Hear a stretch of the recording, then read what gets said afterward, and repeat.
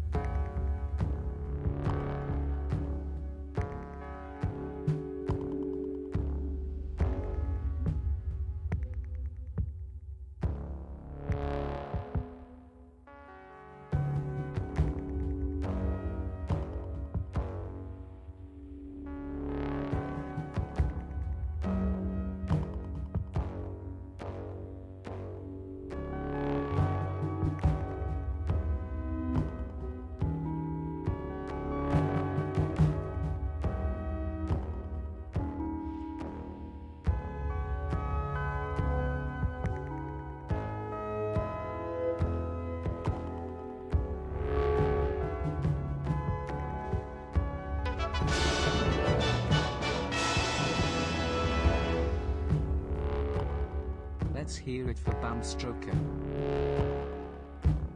Okay.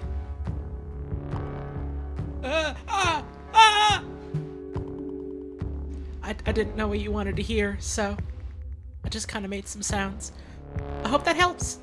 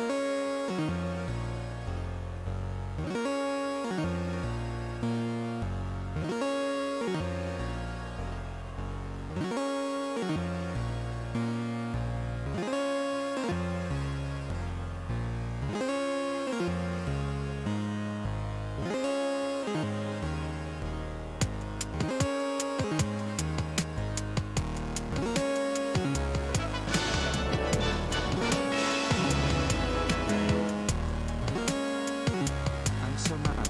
So needed to film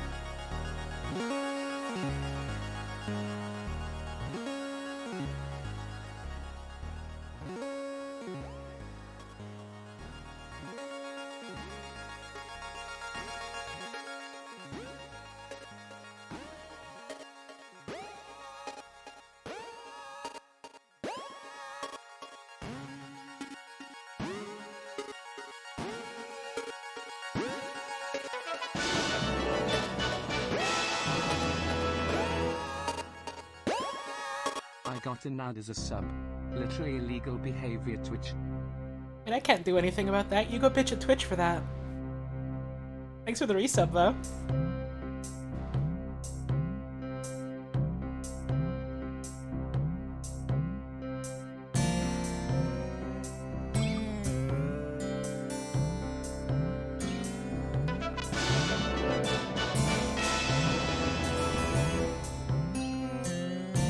Breaking's time. No.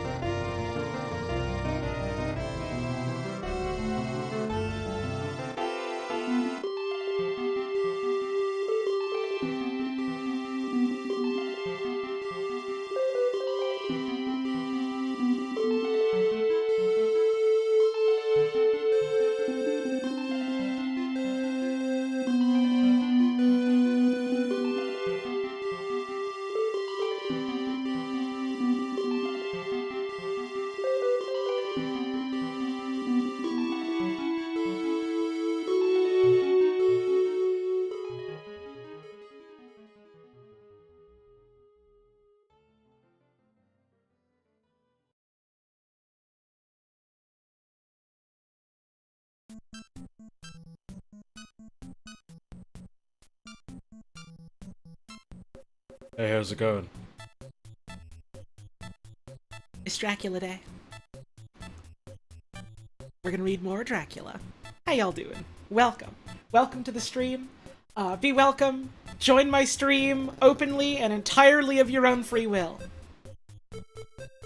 I hope you've had a wonderful day today so far. We are Wednesday, May 24th, 2023. Had a little bit of a lunchbox letdown type of day. We were initially gonna get dumplings from like a really nice sort of place downtown that my folks and I like, and they weren't open when they swung by to go check. So we're gonna have that tomorrow instead.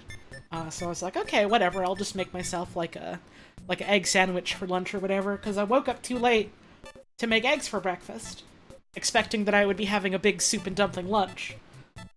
So I made my eggs for lunch, and they didn't come out super well. I had kind of overdone them when I wanted them to be kind of, yolky, and they weren't. They were just kind of solid all the way through, and I was like, ah.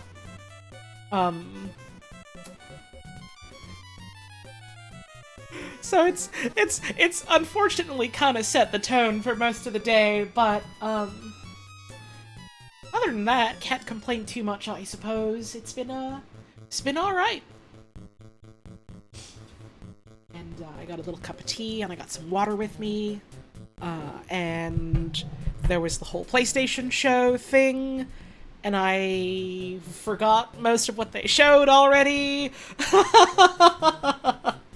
There's a new game from the Night in the Woods folks, and they showed more Dragon's Dogma 2, a story of spiders. There's a new marathon game, but it's like a fucking, what do you call it, live service multiplayer type of game, and so I'm not really super interested in anymore, because I don't really enjoy games like that terribly much. They're remaking MGS3 and Kojima's not involved in it.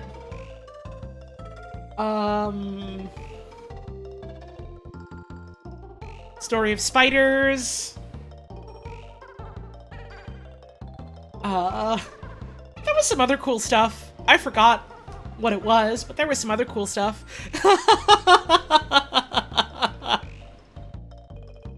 They showed off Square Enix making Splatoon, but it's like a hero shooter, maybe. So I wasn't super compelled by it, but I mean, hey, it's a cool formula for a shooter. More people trying that out sounds fine to me. The character design seems so cynical. Yeah, I was a little bit just kind of like, so it's one of these, I don't know.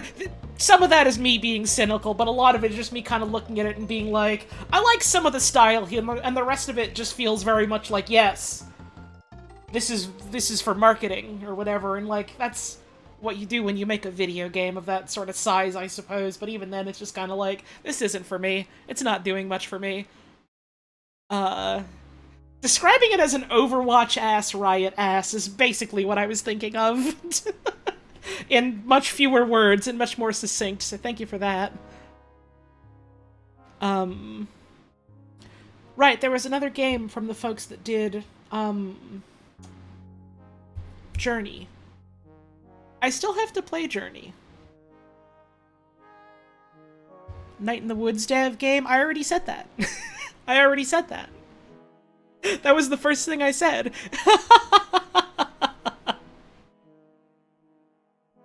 A story of spiders. Yeah, Journey's on PC. I already own it. I just haven't played it yet. You missed it? Sorry. I will never forgive you. 2,000 years in the pit.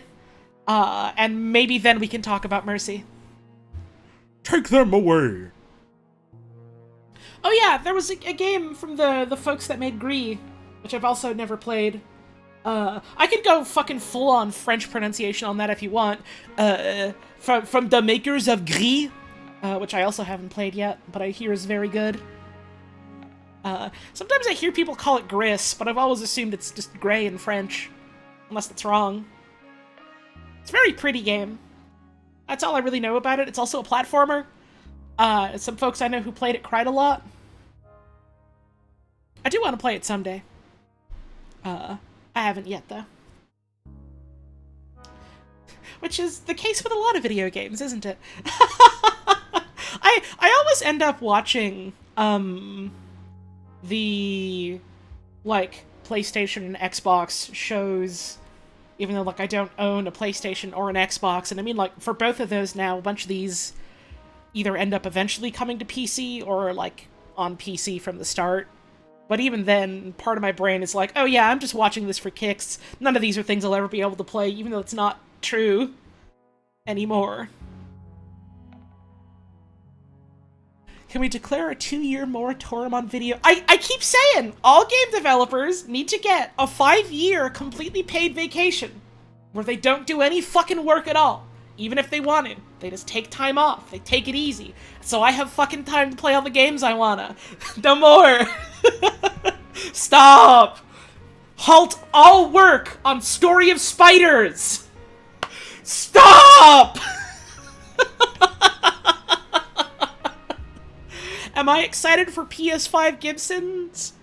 Why did I say Gibsons? AirPods. Sorry, Gibson, they're making you for the PS5 now. Please look forward to it. And please stay safe. What the fuck else did they talk about? I guess we can just hang out and talk about stuff they showed before I get to the Dracula. That sounds fun. Can you have time off to read and only read? Yeah, but also you're my sister, so I think you deserve to be paid to never work a day in your life again. So I don't know what my opinion counts for much here. I mean, I think everyone should be able to fucking do that, so like... The handheld PlayStation thing, that looks so... dumb. Like... You have the Switch. That's a console you can play portable. You have the Steam Deck. That's a console you can play portable. And so fucking Sony looks at that and they're like, what if we took that concept and we made it bad? And it's just, you can only play it when you're within range of your PlayStation. It's not even like a fucking cloud service thing like Stadia or whatever. I would have a fucking laugh if it was like a portable Stadia, because then I could go like, yeah, it's fucking Stadia. No! It's a Wii U gamepad. It's a Wii U gamepad, but worse, because it's not designed as a second screen, it's designed as the screen. Unless I'm, like, misunderstanding something here fundamentally. What if we made a bad Wii U? Thank you for the tip. I feel like PlayStation, more than any other platforms, has a bunch of dormant franchises that they refuse to do anything with, and it makes me sad. Hopefully that new PS Steam Deck thing will help bring back some of those. I don't think it will, because it's not a Steam Deck, it's literally just... You can play your PlayStation when you're on the toilet, basically.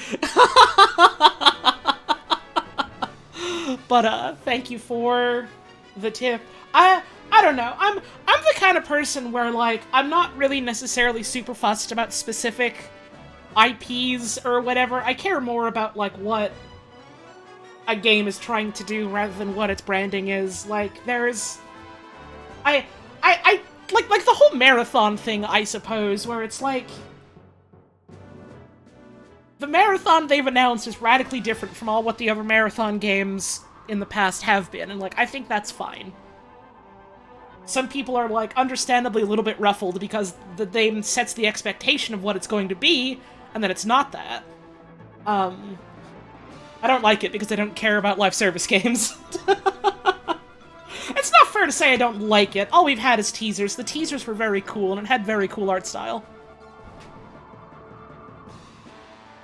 But, like, you know what I mean? I'm not super fussed about, like, what type of game they're making with, like, an individual license or IP or whatever. I just care more about what the game is.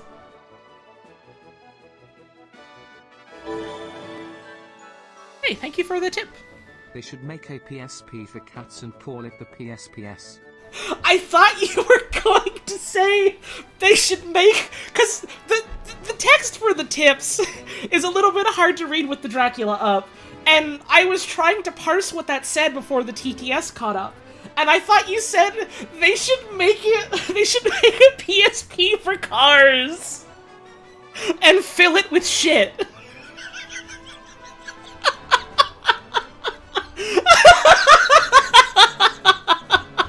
They should do that too. They should do that too. They should do that too.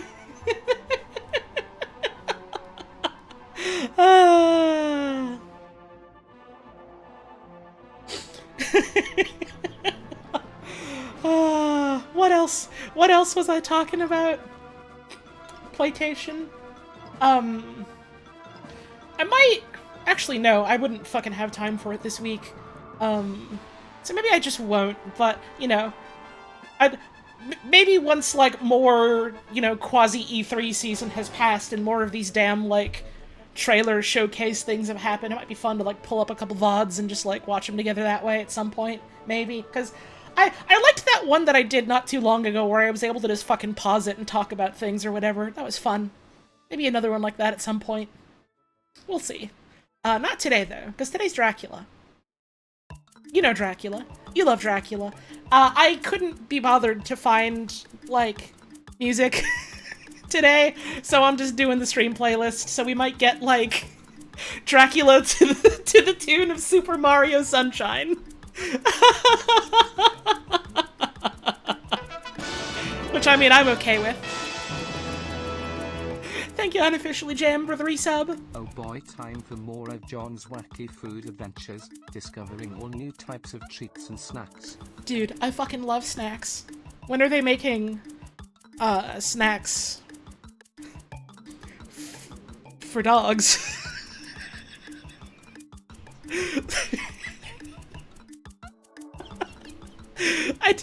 This isn't anything. This is not anything. And if you want to support more things like this, subs, tips, bits, all that stuff, never mandatory, no obligation, but always very, very greatly appreciated. You know, this is my job. Streaming is my job. And I'm very thankful that it's my job, but I'm able to say it's my job because of the very generous support of viewers like you. So thank you all very much for your support. And, you know, the normal stuff. Review the rules. Join the Discord if you want. Check me out on Twitter and Tumblr or whatever, whenever I post every now and then. Welcome to the stream. It's wonderful to have you. How's about we read some Dracula? This music is really fucking funny considering what we're about to jump into, but let's go. Chapter 4. Jonathan Harker's Journal. Continued. I awoke in my own bed. If it be that I had not dreamt, the Count must have carried me here.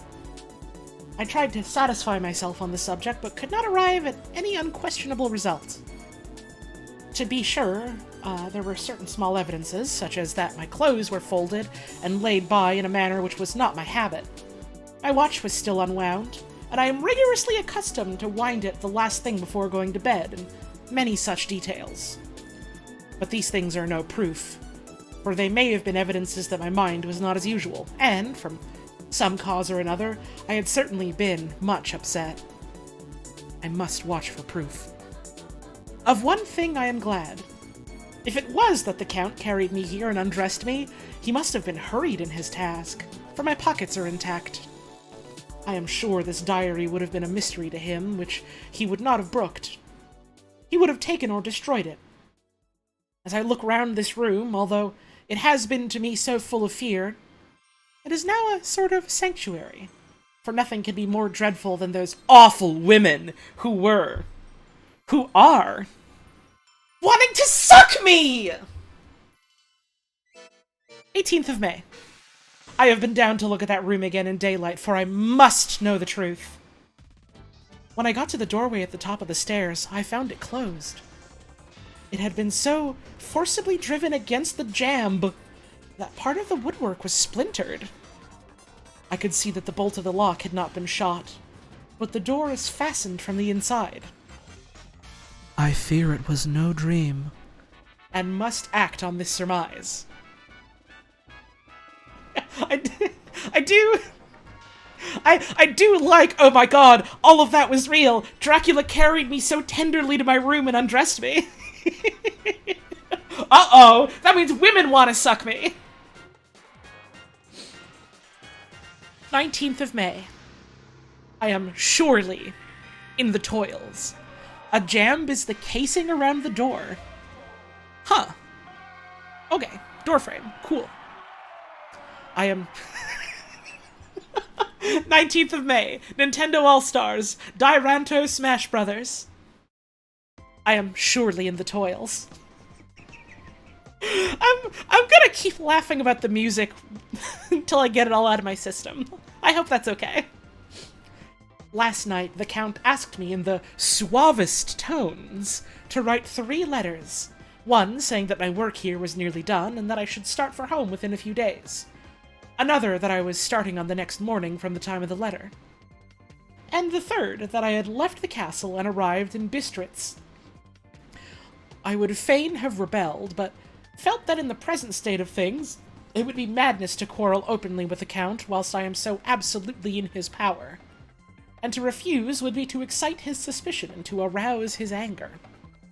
He knows that I know too much, and that I must not live, lest I be dangerous to him. My only chance is to prolong my opportunities. Something may occur which will give me a chance to escape. I saw in his eyes something of that gathering wrath, which was manifest when he hurled that fair woman from him. He explained to me that posts were few and uncertain. Oh, me talking about Reddit. And that my writing now would ensure ease of mind to my friends. And he assured me with so much impressiveness that he would countermand the later letters, which would be held over at Bistritz until due time in case chance would admit of my prolonging my stay, that to oppose him would have been to create new suspicion. I therefore pretended to fall in with his views. I thought he was gonna say I pretended to fall in love! And asked him what dates I should put on the letters. He calculated a minute and then said, The first should be June 12th, the second June 19th, and the third June 29th. I know now the span of my life. God help me. 28th of May. There was a chance of escape. Or at any rate, of being able to send word home. A band of Sgani have come to the castle, and are encamped in the courtyard. These Sgani are gypsies. I have notes of them in my book. They are peculiar to this part of the world, though allied to the ordinary gypsies all the world over. There are thousands of them in Hungary and Transylvania, who are almost outside all law. They attach themselves as a rule to some great noble or boyar, and call themselves by his name. They are fearless and without religion, save superstition. I don't know how true that is, but sure. I don't know how true a lot of this is, but also... And they talk only their own varieties of the Romani tongue. I shall write some letters home, and shall try to get them to have them posted. I have already spoken them through my window to begin acquaintanceship. They took their hats off and made obeisance and many signs, which, however, I could not understand any more than I could their spoken language. I have written the letters. Mina's is in shorthand, and I simply ask Mr. Hawkins to communicate with her. To her I have explained my situation, but without the horrors which I may only surmise. It would shock and frighten her to death were I to expose my heart to her. Should the letters not carry, then the Count shall not yet know my secret, or the extent of my knowledge. I have given the letters. I threw them through the bars of my window with a gold piece, and made what signs I could to have them posted. The man who took them pressed them to his heart and bowed, and then put them in his cap.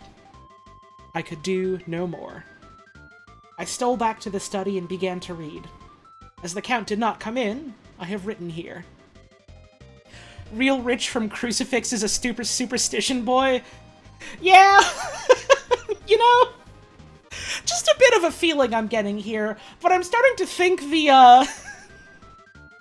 the foppish white dandy from England might have some whack views on, you know, religion. The Count has come. He sat down beside me and said in his smoothest voice, as he opened 2 letters, The Sagani have given me these, of which, though I know not whence they come, I shall, of course, take care. See, he must have looked at it. One is from you, and to my friend Peter Hawkins. The other... Here he caught sight of the strange symbols as he opened the envelope, and the dark look came into his face, and his eyes blazed wickedly. The other is a vile thing, an outrage upon friendship and hospitality. It is not signed. Well, so it cannot matter to us. And he calmly held letter and envelope in the flame of the lamp till they were consumed. Then he went on. The letter to Hawkins, that I shall of course send on, since it is yours. Your letters are sacred to me. Your pardon, my friend, that unknowingly I did break the seal. Will you not cover it again? He held out the letter to me and, with a courteous bow, handed me a clean envelope. I could only redirect it and hand it to him in silence. When he went out of the room, I could hear the key turn softly. A minute later, I went over and tried it, and the door was locked. When an hour or two after, the Count came quietly into the room. His coming awakened me, for I had gone to sleep on the sofa. He was very courteous and very cheery in his manner, and seeing that I had been sleeping, he said, So, my friend, you are tired? Get to bed. There is the surest rest. I may not have the pleasure to talk tonight, since there are many labors to me. But you will sleep, I pray. I passed to my room and went to bed, and, strange to say, slept without dreaming. Despair has its own calms. 31st of May. This morning, when I woke, I thought I would provide myself with some paper and envelopes for my bag and keep them in my pocket, so that I might write in case I should get an opportunity. But again, a surprise! Again, a shock! Every scrap of paper was gone. And with it all my notes, my memoranda relating to railways and travel, my letter of credit, in fact, all that might be useful to me were I once outside the castle. I sat and pondered a while, and then some thought occurred to me, and I made search of my portmanteau and in the wardrobe where I had placed my clothes. The suit in which I had traveled was gone, and also my overcoat and rug. I could find no trace of them anywhere. This looked like some new scheme of villainy. Scheme of villainy! I am, very charmed by that specific choice of wording. Why, it could be some manner of scheme. Perhaps a villainous scheme. A scheme of cruel intent. Dracula was really hungry, and he was famous for eating papers and clothes. He's like a moth. Dracula's is a moth to me. 17th of June. This morning, as I was sitting on the edge of my bed and cudgeling my brains, I heard without a cracking of whips and pounding and scraping of horses' feet up the rocky path beyond the courtyard. With joy, I hurried to the window and saw drive into the yard 2 great later wagons, each drawn by 8 sturdy horses. Santa! And at the head of each pair a Slovak. Santa? With his wide hat, great nail-studded belt, dirty sheepskin, and high boots. They had also their long staves in hand. I ran to the door, intending to descend and try to join them outside the main hall, as I thought that way might be open for them. Again, a shock. My door was fastened on the outside. Then I ran to the window and cried to them. They looked up at me stupidly and pointed.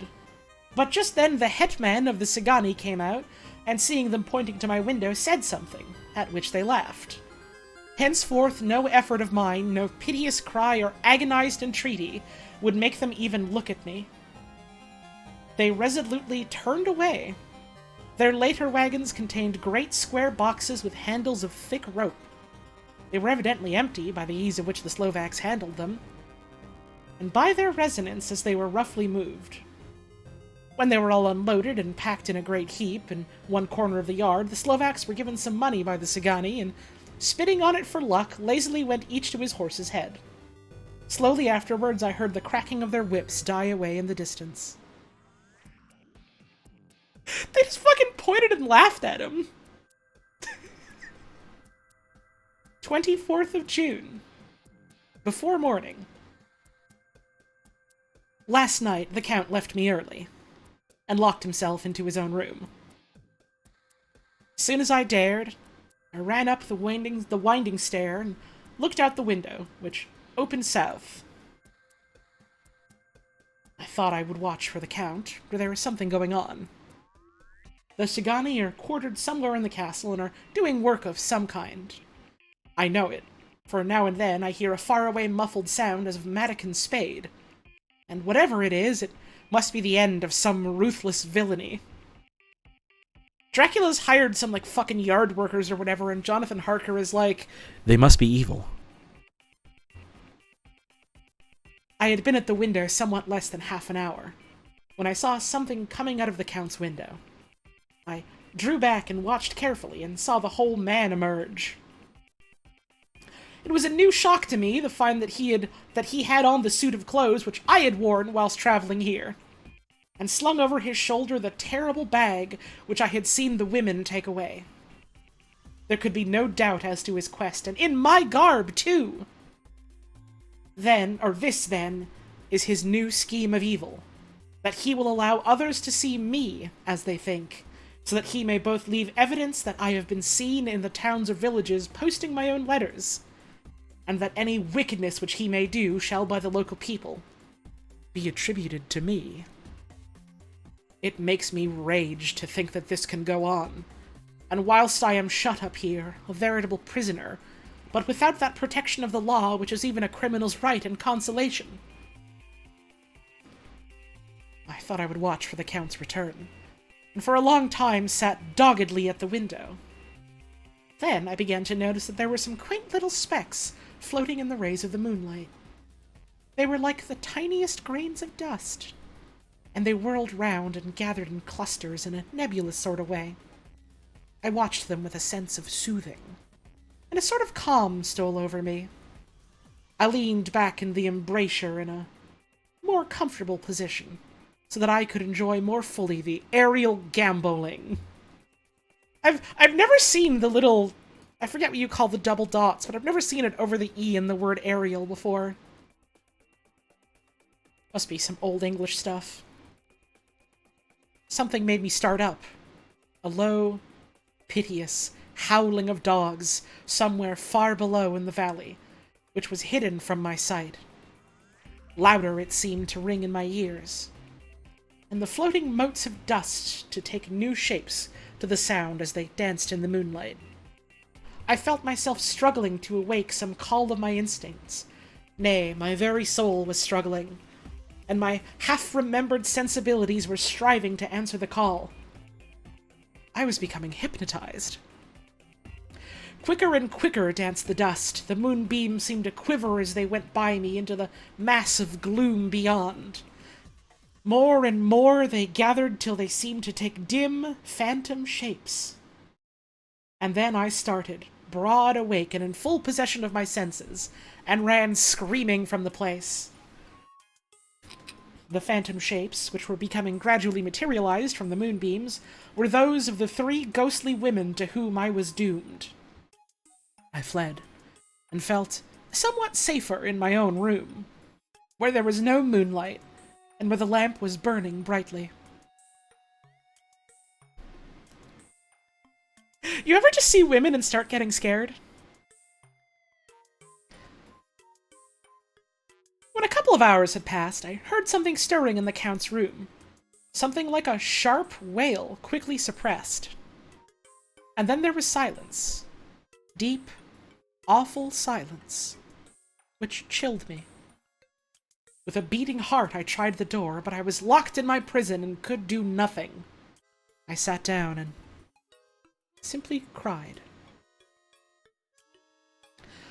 As I sat, I heard a sound in the courtyard without. The agonized cry of a woman. I rushed to the window and, throwing it up, peered outside between the bars. There indeed was a woman with disheveled hair, holding her hands over her heart as one distressed with running. She was leaning against a corner of the gateway. When she saw my face at the window, she threw herself forward and shouted in a voice laden with menace, "Monster! Give me my child!" She threw herself on her knees and, raising up her hands, cried the same words in tones which wrung my heart. Then she tore her hair and beat her breast and abandoned herself to all the violences of extravagant emotion. Finally, she threw herself forward, and though I could not see her, I could hear the beating of her naked hands against the door. Somewhere high overhead, probably on the tower, I heard the voice of the Count calling in his harsh, metallic whisper. His call seemed to be answered far and wide by the howling of wolves. Before many minutes had passed, a pack of them poured like a pent-up dam when liberated, through the wide entrance into the courtyard. There was no cry from the woman, and the howling of the wolves was but short. Before long, they streamed away singly, licking their lips. I could not pity her, for I knew now what had become of her child, and she was better dead. What shall I do? What can I do? How can I escape from this dreadful thing of night and gloom and fear? 25th of June, morning. No man knows till he has suffered from the night how sweet and how dear to his heart and eye the morning can be. When the sun grew so high this morning that it struck the top of the great gateway opposite my window, the high spot which it touched seemed to me as if the dove from the ark had lighted there. My fear fell from me as if it had been a vaporous garment which dissolved in the warmth. I must take action of some sort whilst the courage of the day is upon me. Last night one of my post-dated letters went to post, the first of that fatal series which is to blot out the very traces of my existence from the earth. Let me not think of it. Action! It has always been at night time that I have been molested or threatened in some way, or in some way in danger or in fear. I have not yet seen the Count in the daylight. Can it be that he sleeps when others wake? That he may be awake whilst they sleep? If I could only get into his room. But there is no possible way. The door is always locked. No way for me. Yet there is a way, if one dares to take it. Where his body has gone, why may not another body go? I have seen him myself crawl from his window. Why should I not imitate him and go in by his window? Why should I not crawl like a fucking lizard? The chances are desperate, but my need is more desperate still. I shall risk it. At the worst, it can only be death. And a man's death is not a calf's, and the dreaded hereafter may still be open to me. God help me in my task. Goodbye, Mina, if I fail. Goodbye, my faithful friend and second father. Goodbye, all. And last of all, Mina.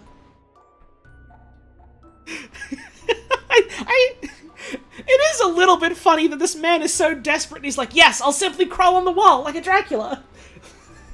It's that simple. I'll just do it.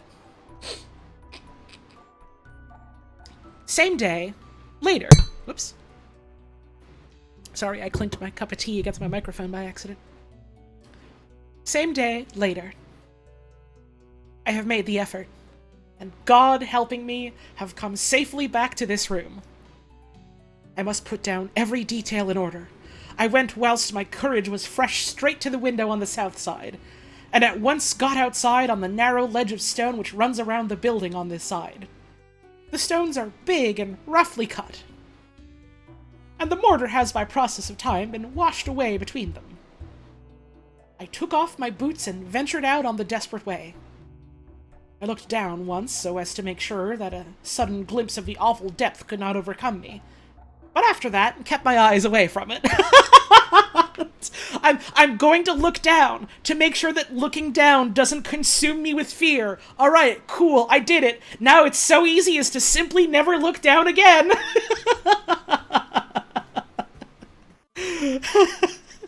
I knew pretty well the direction and distance of the Count's window, and made for it as well as I could, having regard to the opportunities available. I did not feel dizzy. I suppose I was too excited. And the time seemed ridiculously short till I found myself standing on the windowsill and trying to raise up the sash. I was filled with agitation, however. I'm going to turn the song up a little bit. There we go. I was filled with agitation, however, when I bent down and slid feet foremost in through the window. Then I looked around for the Count, but, with surprise and gladness, made a discovery. The room was empty. It was barely furnished with odd things which seemed to have never been used. The furniture was something the same style as that in the south rooms and was covered with dust.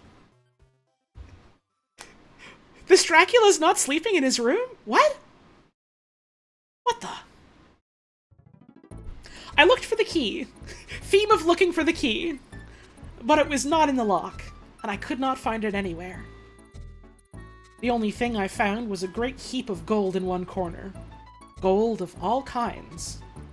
Roman and British and Austrian and Hungarian and Greek and Turkish money, covered with a film of dust, as though it had lain long in the ground. Donkey Kong's famous hoard of European gold. None of it that I noticed was less than 300 years old. There were also chains and ornaments, some jeweled, but all of them old and stained. At one corner of the room was a heavy door. Excuse me. I tried it, for, since I could not find the key of the room, or the key of the outer door, which was the main object of my search, I must make further examination, or all my efforts would be in vain. It was open, and led through a stone passage to a circular stairway, which went steeply down. I descended, minding carefully where I went, for the stairs were dark, being only lit by loopholes in the heavy masonry. At the bottom there was a dark, tunnel-like passage, through which came a deathly, sickly odor. The odor of old earth newly turned.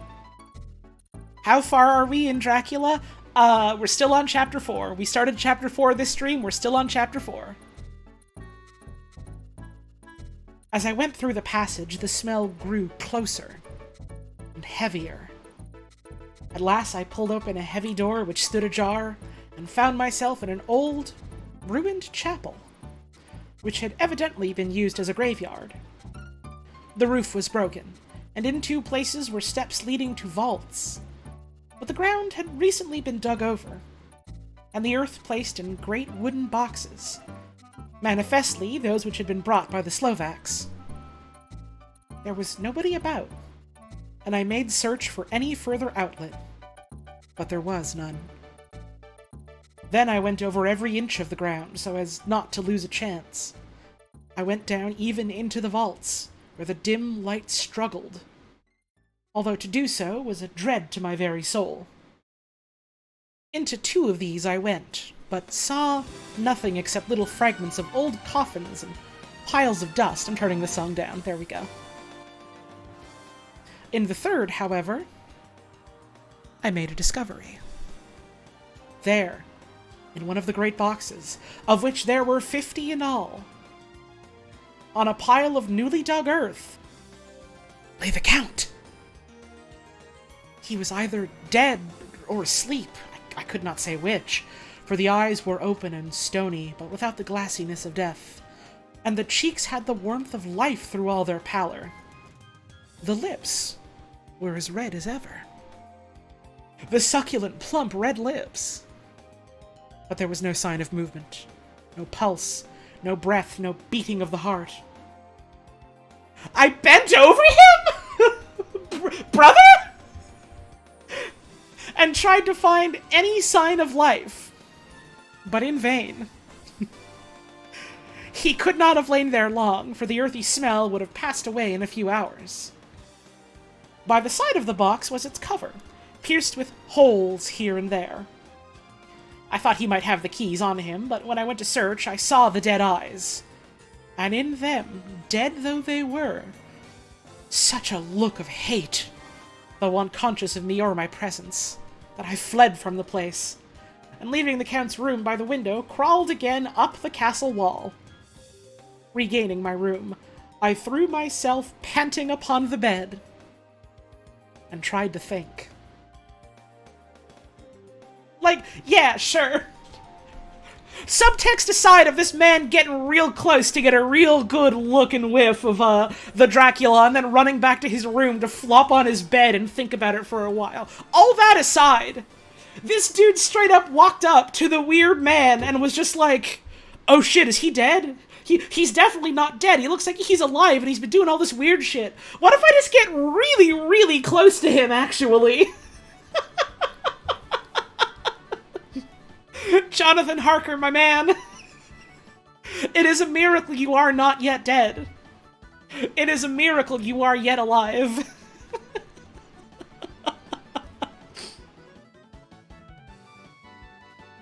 He kind of does have no self-preservation instinct, does he? This is the theme of the 29th of June. Today is the date of my last letter, and the Count has taken steps to prove that it was genuine, for again I saw him leave the castle by the same window and in my clothes. He's the original clueless white girl in a horror movie? Yeah! Yeah! Kind of, huh?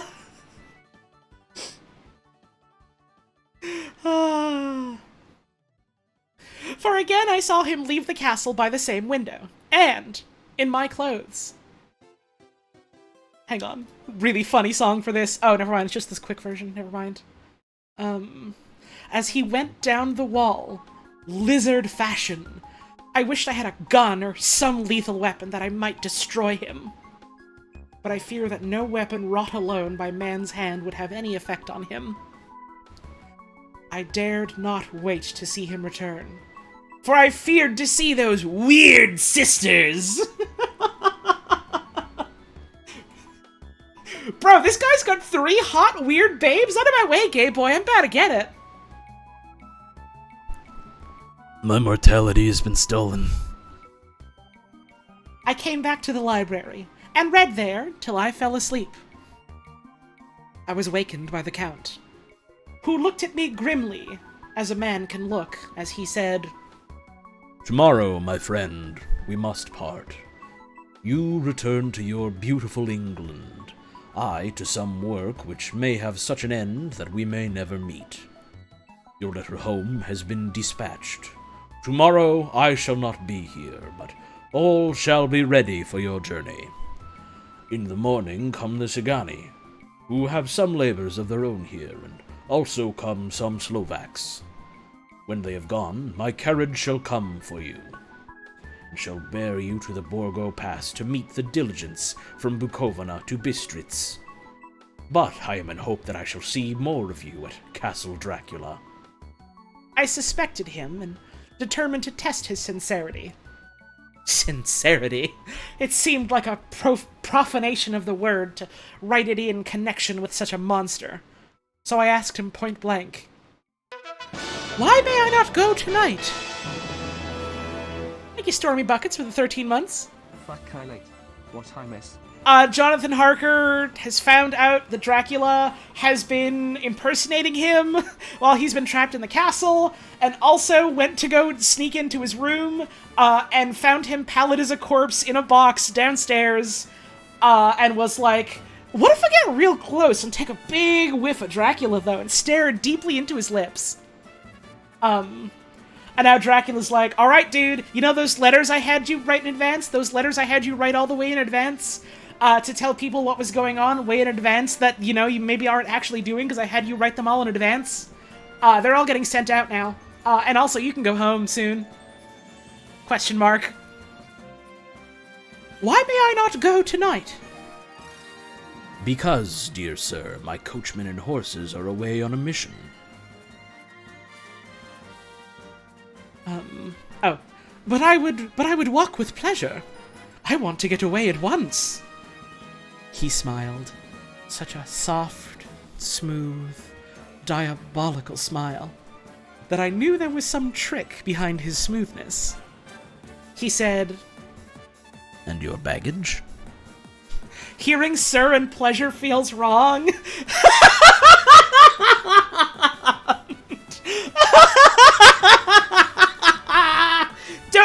Don't you bring his... Don't you bring a foul and fecund sir into the stream. Oh, sir, I would love nothing more than for your 3 hotted women to suck me dry. Oh, Dracula, please, Dracula! Take me into your basement! Fill me with your stinking earth! Use me as your toilet, sir! Is that enough? Are we satisfied? Can I stop now? Can we continue? We've gotten all the gnome out of our system? Little more? No. Any more and I will actually break out into hives. That was bad to listen to. You understand, of course, that given the context, that's the highest compliment.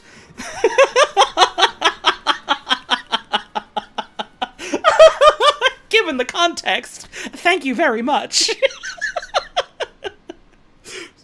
Anyways, where was I? Right. The Count stood up and said with a Oh. I do not care about it. I can send for it some other time.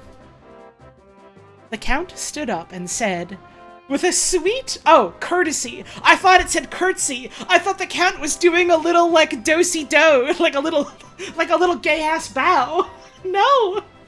The Count stood up and said with a sweet courtesy, which made me rub my eyes. It seemed so real. You English have a saying which is close to my heart, for its spirit is that which rules our boyars. Welcome the coming, speed the parting guest. Come with me, my dear young friend. Not an hour shall you wait in my house against your will, though sad am I at your going, and that you so suddenly desire it. Don't worry, my man. We'll let you go right away. Even though I'm wicked sad, you evidently hate me and my hospitality, and you want me to die, and you spit on my grave and everything I've done for you. I get it, though, man. It's cool. Let me give you a hand. Come!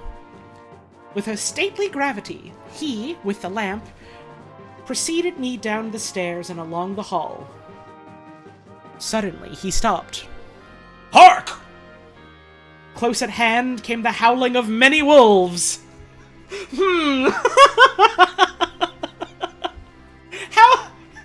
How coincidental that all of these wolves suddenly appear. It was almost as if the sound sprang up at the rising of his hand, just as the music of a great orchestra seems to leap under the baton of the conductor. After a pause of a moment, he proceeded in his stately way to the door, drew back the ponderous bolts, unhooked the heavy chains, and began to draw it open. To my intense astonishment, I saw that it was unlocked. Suspiciously, I looked all around, but could see no key of any kind. As the door began to open, the howling of the wolves without grew louder and angrier. Their red jaws with champing teeth and their blunt-clawed feet as they leaped came in through the opening door. I knew then that to struggle at the moment against the Count was useless. With such allies as these at his command, I could do nothing. But still, the door continued slowly to open, and only the Count's body stood in the gap. Suddenly it struck me that this might be the moment and means of my doom. I was to be given to the wolves, and at my own instigation. There was a diabolical wickedness in the idea great enough for the Count, and as a last chance I cried out, "Shut the door! I shall wait till morning!" and covered my face with my hands to hide my tears of bitter disappointment. Listen, dude, you don't want to leave now. We're gonna have to wait for the coach to come, and you're gonna have a bunch of baggage to take with you, and it's totally raining wolves outside, dude. But I mean, if you want to get eaten by wolves, it's been nice knowing you. Get the fuck out if you want. With one sweep of his powerful arm, the Count threw the door shut, and the great bolts clanged and echoed through the hall as they shot back to their places. In silence, we returned to the library, and after a minute or two, I went to my own room. The last I saw of Count Dracula was his kissing his hand to me, with a red light of triumph in his eyes, and with a smile that Judas in hell might be proud of. Big fan of the Jonathan is just super paranoid interpretation. I mean, I'm pretty sure it's both. Like, Dracula is doing all this shit to him to make him complacent and paranoid and scared. It's both, you know? When I was in my room and about to lie down, I thought I heard a whispering at my door. I went to it softly and listened. Unless my ears deceived me, I heard the voice of the Count. Back to your own place. Your time is not yet come. Wait. Have patience. Tonight is mine. Tomorrow night is yours. There was a low, sweet ripple of laughter, and in a rage I threw open the door, and saw without the three terrible women licking their lips. As I appeared, they all joined in a horrible laugh and ran away. I came back to my room and threw myself on my knees. It is then so near to the end? Tomorrow! Tomorrow, Lord, help me, and those to whom I am dear. These awful, sexful women keep, like, bullying him. And he's going to die. 30th of June. Morning. These may be the last words I ever write in this diary. I slept till just before the dawn, and when I woke, threw myself on my knees, for I determined that if death came, he should find me ready. At last I felt that subtle change in the air, and knew that morning had come. Then came the welcome cock crow. I thought it said cock crew for a second, and I was like, oh, word? And I felt that I was safe. With a glad heart, I opened my door and ran down to the hall. I had seen that the door was unlocked, and now escape was before me. With hands that trembled in eagerness, I unhooked the chains and drew back the massive bolts. But the door would not move. Despair seized me. I pulled and I pulled at the door and shook it till, massive as it was, it rattled in its casement. I could see the bolt shot. It had been locked after I left the Count. Then a wild desire took me to obtain that key at any risk, and I determined then and there to scale the wall again and gain the Count's room. He might kill me, but death now seemed the happier choice of evils. Without a pause, I rushed up to the east window and scrambled down the wall, as before, into the Count's room. It was empty, but that was as I expected. I could not see a key anywhere. But the heap of gold remained. I went through the door in the corner and down the winding stair and along the dark passage to the old chapel. I knew now well enough where to find the monster I sought. The great box was in the same place, close against the wall, but the lid was laid on it. Not fastened down, but with the nails ready in their places to be hammered home. I knew I must reach the body for the key, so I raised the lid and laid it back against the wall. And then I saw something which filled my very soul with horror. There lay the Count, but looking as if his youth had been half renewed, for the white hair and mustache were changed to dark iron grey. The cheeks were fuller, and the white skin seemed ruby red underneath. The mouth was redder than ever, for on the lips were gouts of fresh blood, which trickled from the corners of the mouth and ran over the chin and neck.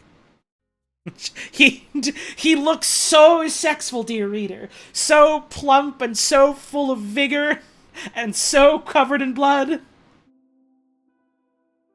Even the deep, burning eyes seemed set amongst swollen flesh, for the lids and pouches underneath were bloated. It seemed as if the whole awful creature were simply gorged with blood. He lay like a filthy leech, exhausted with his repletion. Ah, gross, he's like a fucking mosquito. I shuddered as I bent over to touch him, and every sense in me revolted at the contact. But I had to search, or I was lost. The coming night might see my own body a banquet in a similar way to those horrid three. I felt all over the body, but no sign could I find the key. Then I stopped and looked at the Count. There was a mocking smile on the bloated face which seemed to drive me mad.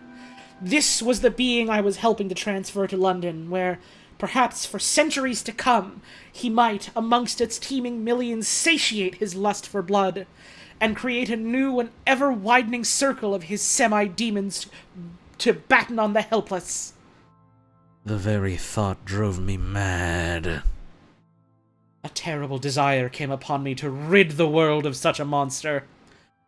There was no lethal weapon at hand, but I seized a shovel which the workmen had been using to fill the cases, and lifting it high, struck with the edge downward at the hateful face.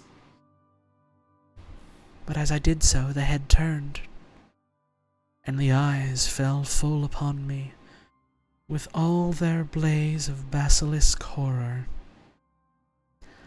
The sight seemed to paralyze me, and the shovel turned in my hand and glanced from the face, making a deep gash above the forehead. The shovel fell from my hands across the box as I pulled it away from the flange of the blade, caught the edge of the lid, which fell over again, and it hid the horrid thing from my sight. The last glimpse I had was of the bloated face, blood-stained and fixed with a grin of malice, which would have held its own in the nethermost hell.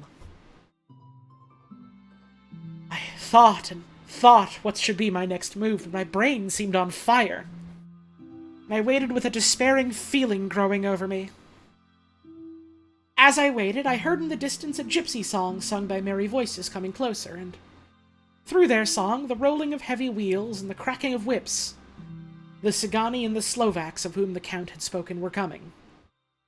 With a last look around and at the box which contained the vile body, I ran from the place and gained the Count's room, determined to rush out at the moment the door should be opened. With strained ears I listened and heard downstairs the grinding of the key in the great lock and the falling back of the heavy door. There must have been some other means of entry, or someone had a key for one of the locked doors. Then there came the sound of many feet trampling and dying away in some passage which sent up a clanging echo. I turned to run down again towards the vault where I might find the new entrance. But at the moment there seemed to come a violent puff of wind, and the door to the winding stairs blew to with a shock that set the dust from the lintels flying. When I ran to push it open, I found that it was hopelessly fast.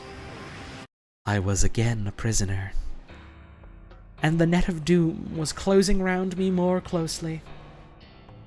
As I write, there is in the passage below a sound of many tramping feet, and the crash of weights being set down heavily. Doubtless the boxes, with their freight of earth. There is a sound of hammering. It is the box being nailed down. Now I can hear the heavy feet tramping again along the hall, with many other idle feet coming behind them.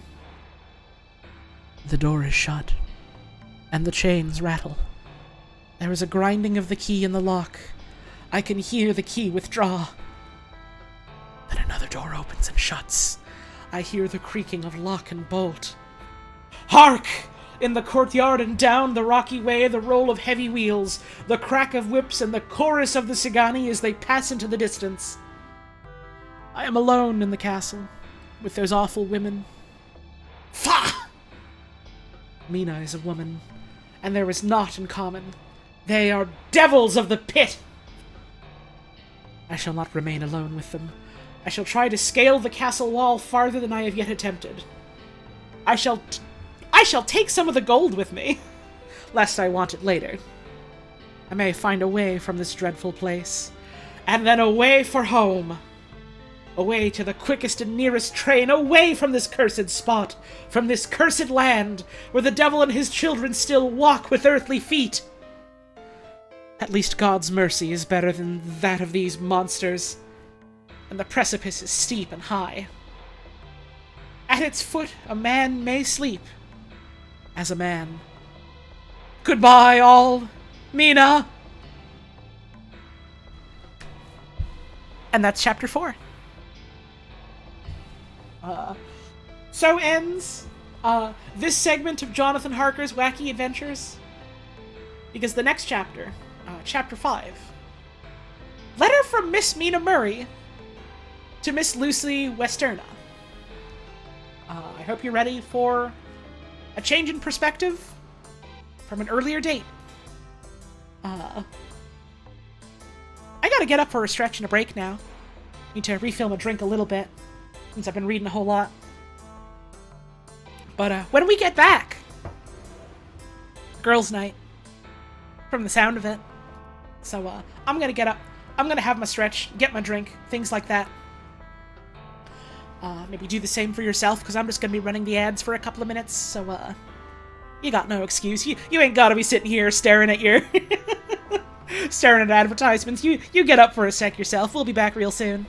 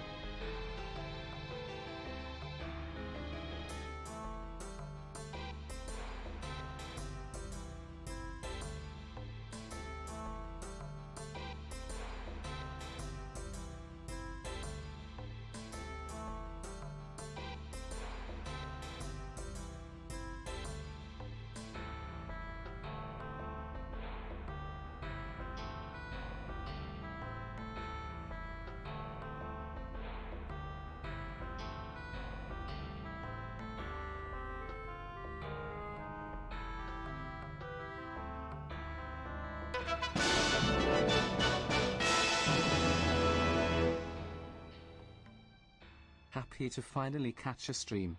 Enjoying your VOD's channel so much, D Holly Tones love.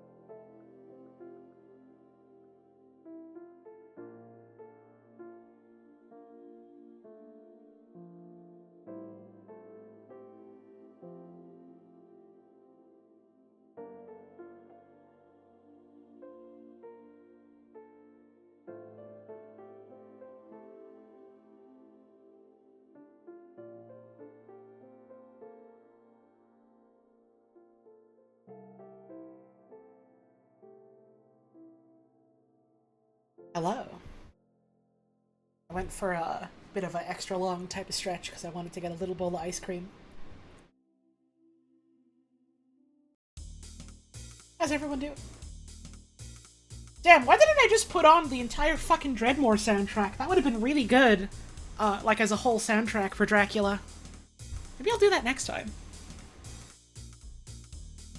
Get 40k models tomorrow that you ordered? Fuck yeah. Finally beat Tears of the Kingdom? Nice! I've barely played Tears of the Kingdom, but I've really enjoyed what I've played of it.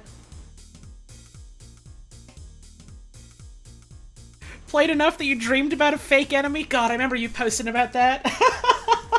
They will add this to the game in 2025, and then your dreams will be a reality. Smile.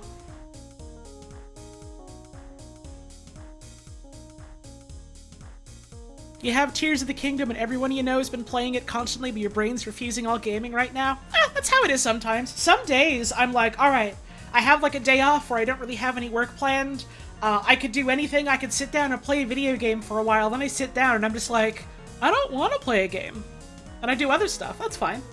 It's a single-player game, and I wish I could say this about every game instead of just certain types of games, but like, it's still gonna be there whenever you wanna, you know? You come back later to that shit. It'll be good and ready for you whenever. The no backseating tag for a reading of Dracula is funny to you? I mean, I just leave it there because I have it up already, but also, you would be surprised how much people will want to go to any stream and go, why aren't you doing it the way I want you to do it? It's because I'm not you. Like...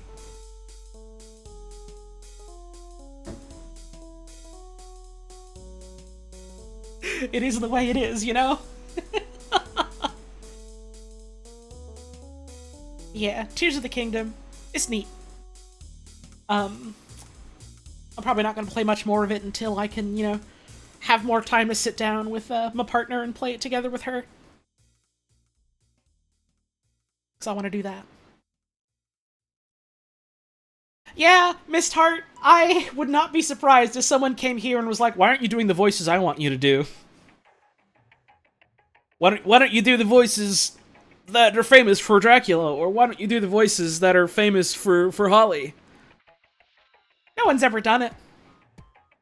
I wouldn't be surprised if someone does do it someday.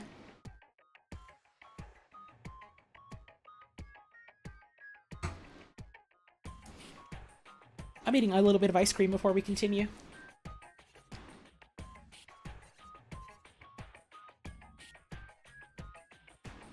Is chocolate ice cream. Why can't I perfectly recite Castlevania Symphony of the Night? I never even damn played that game. I never fucking played Soten. All I know from that is... I'm interested in this. As you can see, This is a PlayStation Black Disc.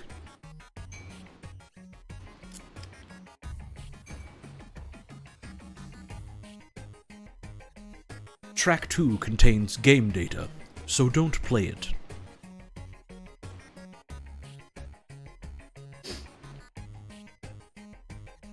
Yeah, I've heard so much good shit about Symphony of the Night Teffy. Like, I'm pretty sure if I ever end up playing it, I'm gonna have a good time with it. It is one of the oft-beloved platformers of that type in the same way that Super Metroid is. Like, I like that kind of video game. I would probably like that specific video game. I just haven't played it. You thought I said Shrek 2. Isn't Shrek 2 also a good video game? I've also never played it, but I've heard. Which is really deeply funny, all things considered.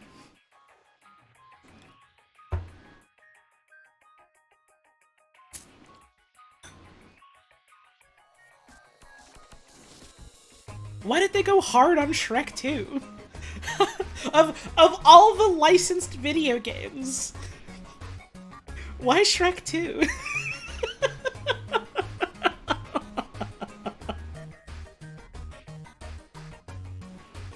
Which Shrek 2 game? I don't know how to answer that. I assumed there was just the one Shrek 2 video game. Unless there's, like, also, I don't know, fucking Game Boy version or whatever. They did kind of put their whole Shrusy into Shrek 2. Don't fucking call it that! Ogre penis and balls! Fucking Shrusy? Disrespectful. They put all of Shrek's nuts in that game. Or so I'm told.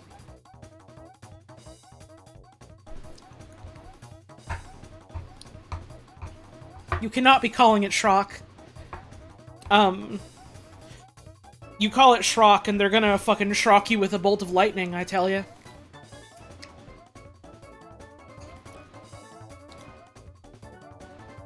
Hey, what if we read Dracula? Hi, Frankie. We're gonna read Dracula. I can nibble away at my ice cream more as we go.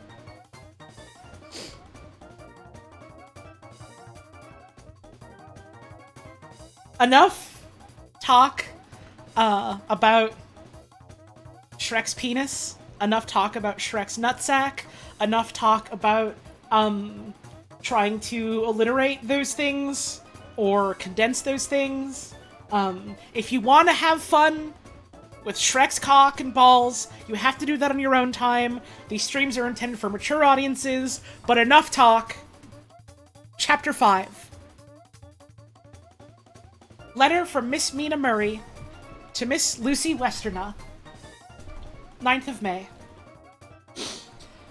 My dearest Lucy, forgive my long delay in writing, but I have been simply overwhelmed with work. The life of an assistant schoolmistress is sometimes trying. I am longing to be with you and by the sea. Oh, okay, so immediately we jump into this and it's gay in the other direction. Alright. Where we can talk together freely and build our castles in the air. I have been working very hard lately because I want to keep up with Jonathan's studies, and I have been practicing shorthand very assiduously. When we are married, I shall be able to be useful to Jonathan, and if I can stenograph well enough, I can take down what he wants to say in this way and write it out for him on the typewriter, at which also I am practicing very hard. He and I sometimes write letters in shorthand, and he is keeping a stenographic journal of his travels abroad. When I am with you, I shall keep a diary in the same way. I don't mean one of those 2 pages to the week with Sunday squeezed in a corner diaries, but a sort of journal which I can write in whenever I feel inclined. I do not suppose there will be much of interest to other people, but it is not intended for them. I may show it to Jonathan someday, if there is in it anything worth sharing, but it is really an exercise book. I shall try to do what I see lady journalists do, interviewing and writing descriptions and trying to remember conversations. I am told that, with a little practice, one can remember all that goes on or that one hears said during the day. However, we shall see. I will tell you of my little plans when we meet. I have just had a hurried few lines from Jonathan from Transylvania. He is well, and will be returning in about a week. I am longing to hear all his news. It must be so nice to see strange countries. I wonder if Jonathan and I, shall ever see them together. There is the 10 o'clock bell ringing. Goodbye. Your loving, Mina.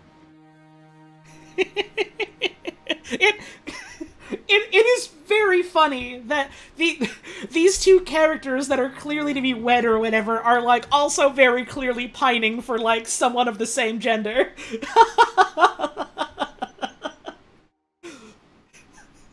Like, I know this isn't what it is, probably, but, like, have they just not realized yet, or is this a scenario where they're, like, being each other's beards or whatever? Tell me all the news when you write. You have not told me anything for a long time. I hear rumors, and especially of a tall, handsome, curly-haired man. Letter. Lucy Westerna to Mina Murray. 17 Chatham Street, Wednesday.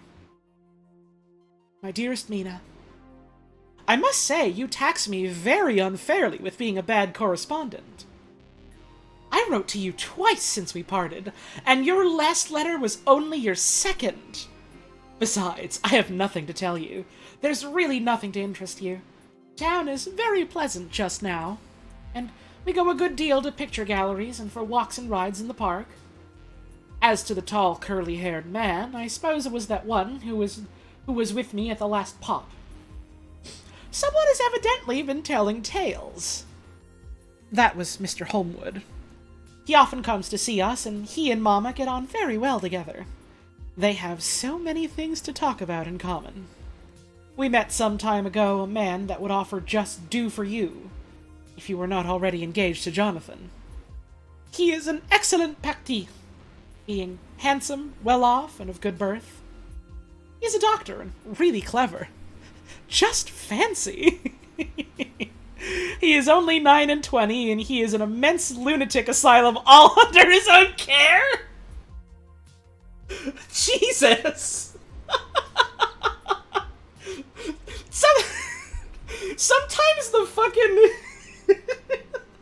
the way this is written, given the kind of language it uses from when it was written in, just kind of punches you in the face, huh? Christ.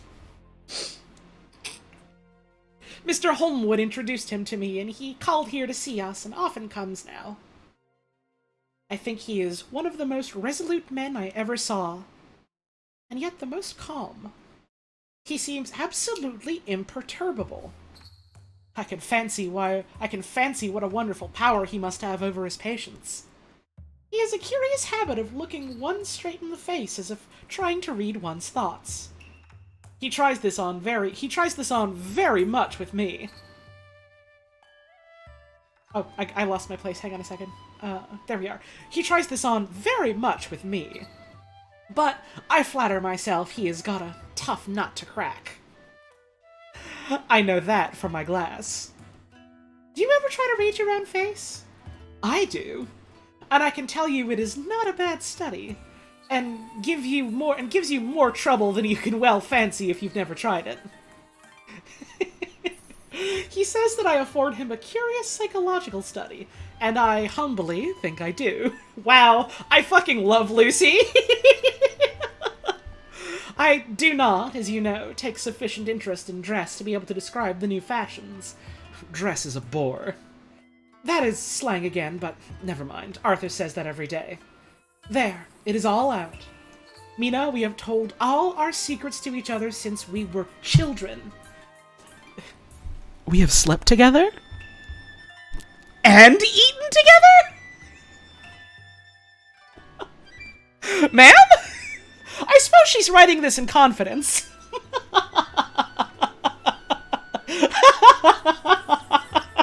Okay, she and Jonathan can keep whatever they got going on. Lucy's fine with that. She's got her own arrangements here.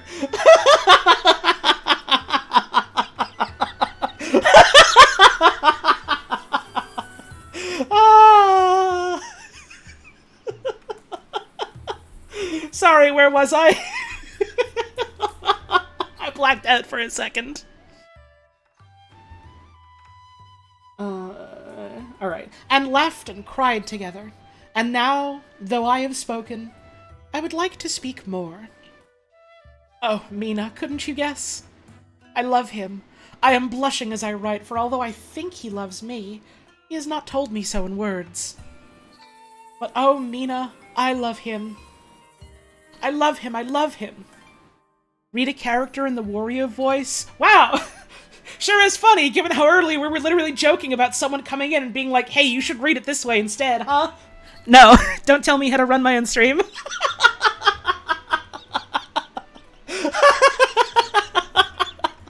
No.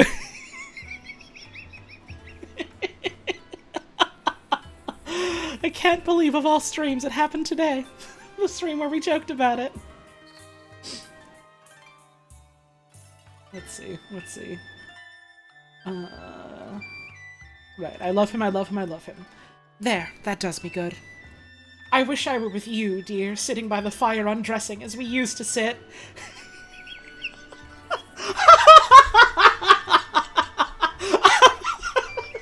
Bisexual legend Lucy Westerner.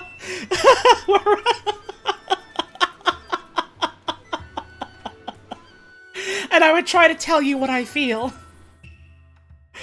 I do not know how I am writing this even to you. I am afraid to stop, or I should tear up this letter. And I don't want to stop, for I do so want to tell you all.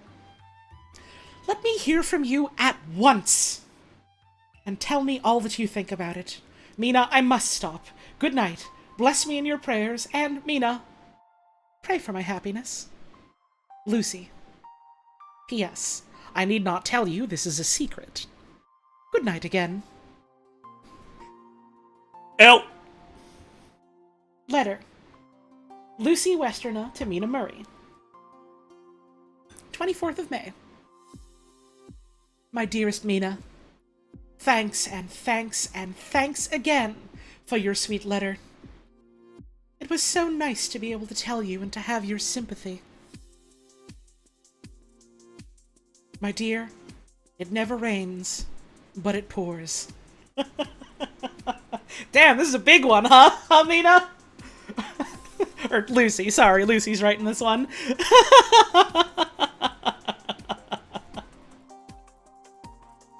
How true the old proverbs are. Here am I, who shall be 20 in September, and yet I never had a proposal till today. Oh no! I'm 20 years old, and I've never had a marriage! How sad and shameful! At the terrible old age of just 20! Why, I swear tomorrow I will simply waste away to dust! Oh, in some ways, maybe the times truly do never change. Not a real proposal.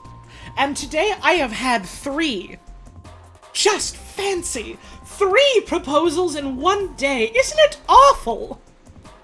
I feel sorry, really and truly sorry for 2 of the poor fellows. Oh, Mina, I am so happy that I don't know what to do with myself. And 3 proposals! But for goodness sake, don't tell any of the girls, or they'd be getting all sorts of extravagant ideas and imagining themselves injured and slighted if in their very first day at home they did not get 6 at least. Some girls are so vain!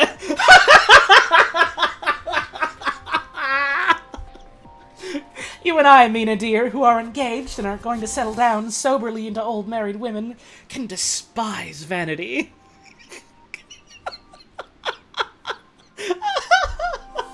Well, I must tell you about the 3, but you must keep it secret, dear, for everyone.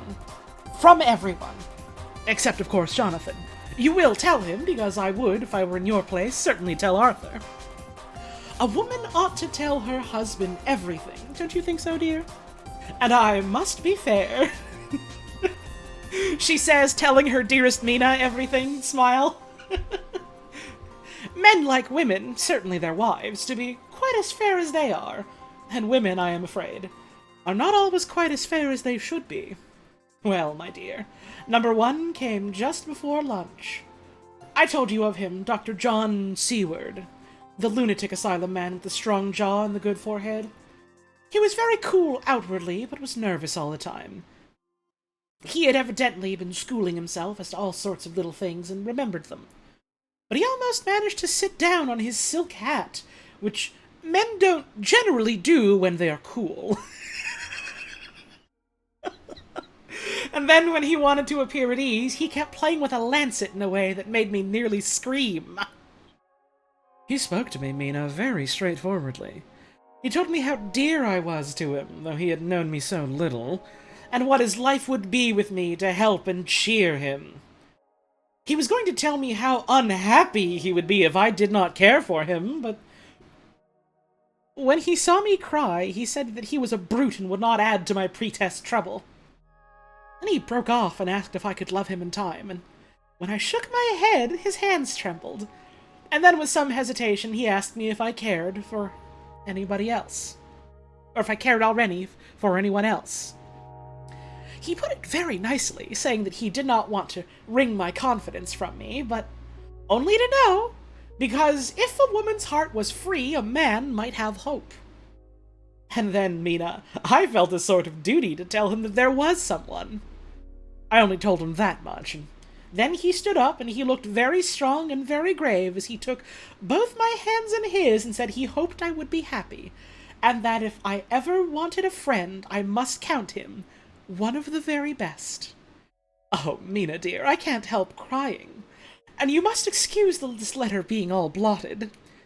Being proposed to is all very nice, and all that sort of thing. But it isn't it all a happy thing when you have to see a poor fellow whom you know loves you honestly, going away and looking all broken-hearted. And to know that no matter what he may say at the moment, you are passing quite out of his life. My dear, I must stop here at present. I feel so miserable, though I am so happy. Yeah! She's like, listen, dude, I'm not feeling it. But it sucks a little bit to see you turn into a miserable wet beast out in the rain like that.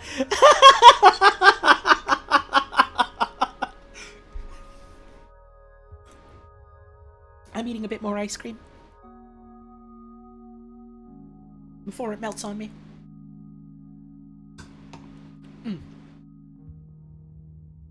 Now I take a drink. Oh, Mina, it's honestly so sad. It really, truly is. To take a man and break his heart and tell him you can't reciprocate his feelings. It's honestly so saddening and disheartening. You will have to excuse the blotches of wet on the letter. They definitely are tears. Evening. Arthur is just gone, and I feel in better spirits than when I left off, so I can go on telling you about the day. Well, my dear, number 2 came after lunch.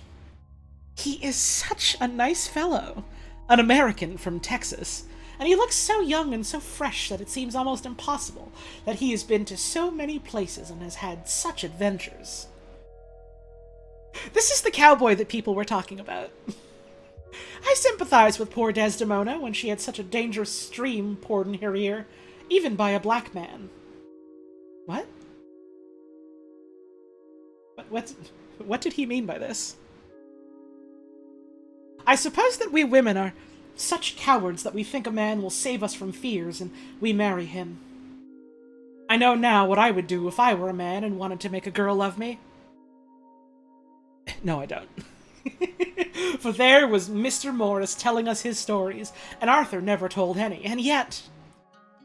My dear, I am somewhat previous. Mr. Quincy P. Morris found me alone. It seems that a man always does find a girl alone. No, he doesn't. For Arthur tried twice to make a chance, and I helping him all I could. I am not ashamed to say it now. I must tell you beforehand that Mr. Morris doesn't always speak slang. That is to say, he never does so to strangers or before them, for he is really well educated and has exquisite manners.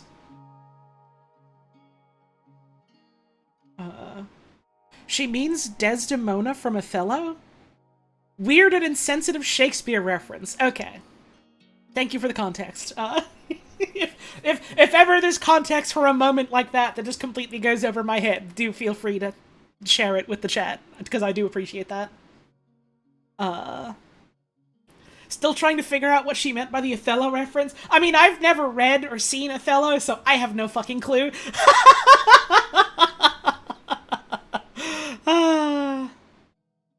Where was I? Right. For he's really well educated and has exquisite manners. But he found out that it amused me to hear him talk American slang, and whenever I was present, and there was no one to be shocked, he said such funny things.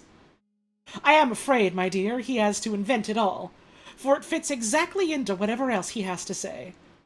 But this is a way slang has. I do not know myself if I shall ever speak slang. I do not know if Arthur likes it, as I have never heard him use any as yet.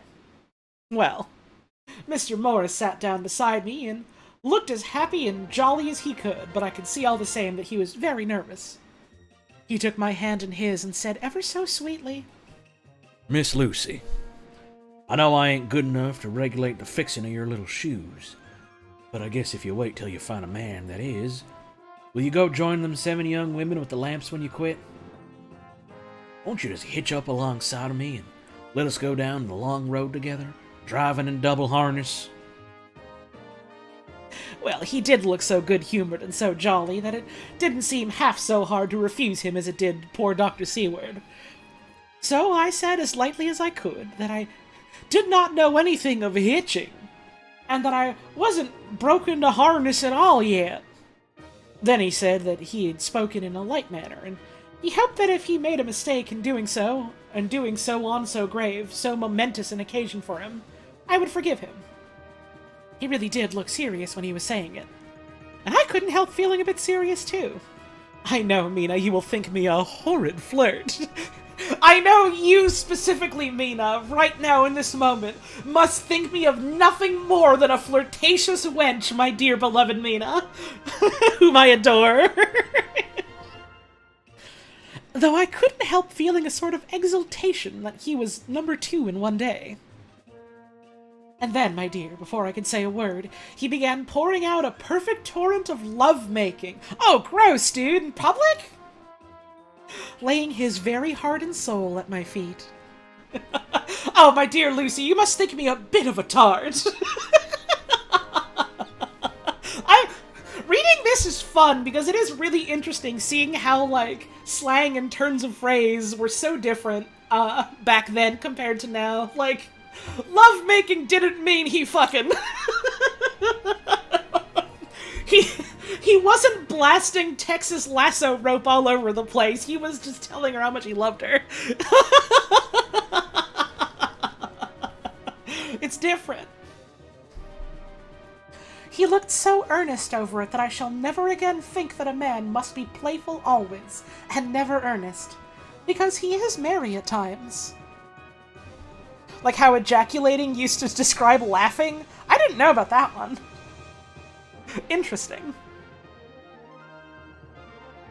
I suppose he saw something in my face which checked him, for he suddenly sobbed, and said with a sort of manly fervor that I could have loved him for if I had been free.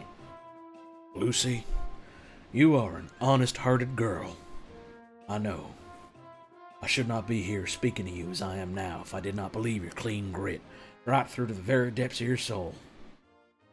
Tell me, like one good fella to another, is there anyone else that you care for? And if there is, I'll never trouble you a hair's breadth again, but will be, if you let me, a very faithful friend. My dear Mina, why are men so noble when we women are so little worthy of them? Here was I almost making fun of this great-hearted, true gentleman. I burst into tears, I am afraid, my dear, you will think this a very sloppy letter. In more ways than one. And I really felt very badly. Why can't they let a girl marry 3 men, or as many as want her, and save all this trouble? Why don't they let a girl marry as many people as she wants? Oh, my dear Lucy, my dear Mina, why can't I marry you as well as all these men?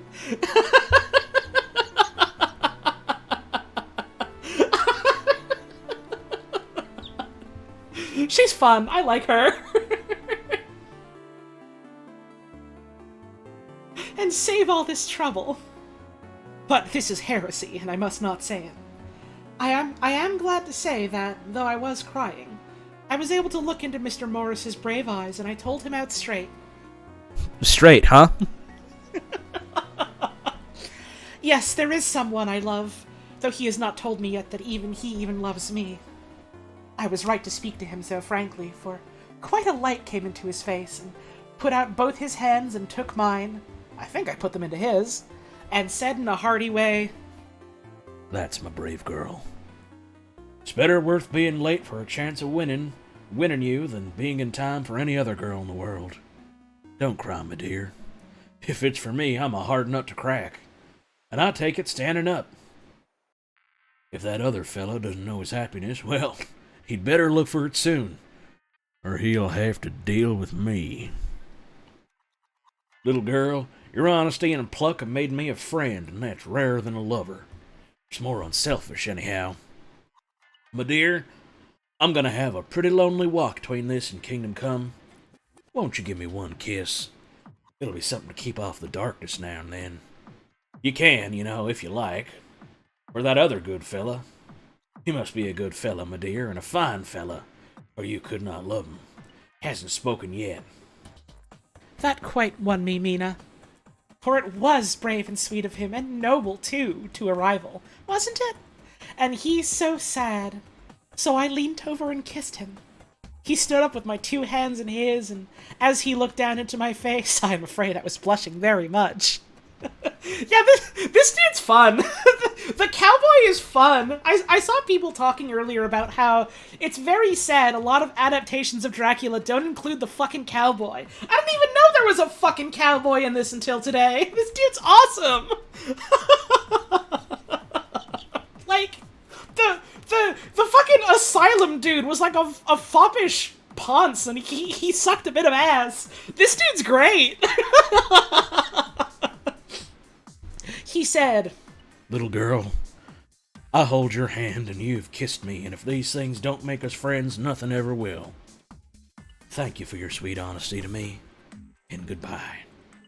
He wrung my hand, and taking up his hat, went straight out of the room without looking back, without a tear, or a quiver, or a pause, and I am crying like a baby. Why must a man like that be made unhappy when there are lots of girls about who would worship the very ground he trod on? I know I would if I were free, only I don't want to be free. My dear, this quite upset me, and I feel I cannot write of happiness just at once, after telling you of it. And I don't wish to tell of the number 3 until it can be all happy. Ever your loving, Lucy. People couldn't handle this much, man. Yeah, because they're cowards. I can handle it. I can take them. P.S. Oh, about number 3. I needn't tell you of number 3, need I?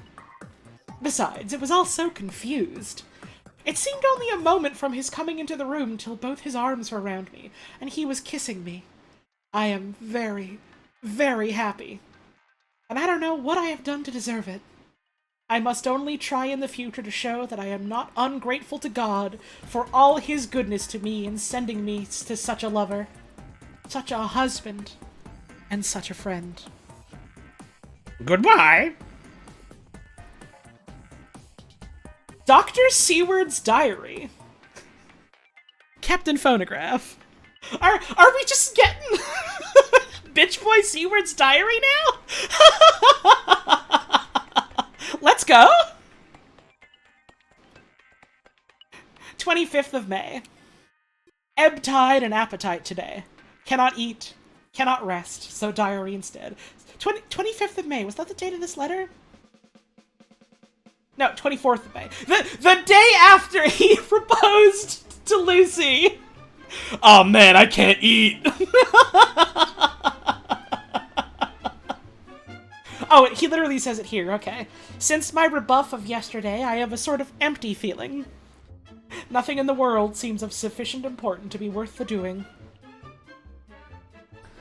As I knew that the only cure for this sort of thing was work, I went down amongst the patients. I picked out one who has afforded me a study of much interest. He is so quaint that I am determined to understand him as well as I can. Today I seem to get nearer than ever before to the heart of his mystery. Damn, this is, some weird fucking music that has come up for this, well, it probably is a product of its time, that segment, huh? I questioned him more fully than I had ever done, with a view to making myself master of the facts of his hallucination. In my manner of doing it, there was, I now see, something of cruelty. I seemed to wish to keep him to the point of madness, a thing which I avoid with the patients as I would the mouth of hell. Mem. That's like memorandum, right? I think. Under what circumstances would I not avoid the pit of hell? Omnia Rome Vanala sunt. Hell has its price. Verb sap? That I'm not sure what it means. I'm assuming verb is verbatim, and sap is what comes from trees. If there be anything behind this instinct, it will be valuable to trace it afterwards accurately. So I had better commence to do so. Therefore, R. M. Renfield, Etat 59, sanguine temperament, great physical strength, morbidly excitable, periods of gloom ending in some fixed idea which I cannot make out. I presume that the sanguine temperament itself and the disturbing influence end in a mentally accomplished finish. A possibly dangerous man, probably dangerous if unselfish. In selfish men, caution is as secure an armor for their foes as for themselves. What I think of on this point is, when self is the fixed point, the centripetal force is balanced with the centrifugal. When duty, a cause, etc. is the fixed point, the latter force is paramount. And only accident, or a series of accidents, can balance it. Yeah, when he's talking about sanguine, he means like the Four Humors kind of thing.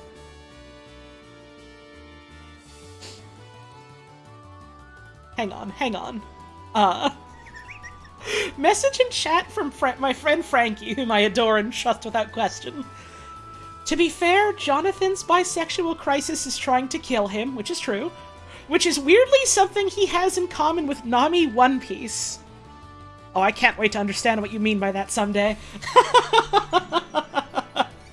I gotta get back to reading One Place someday. Hang on, I'm putting more ice cream into my mouth. It's gotten a little melted, but... soup.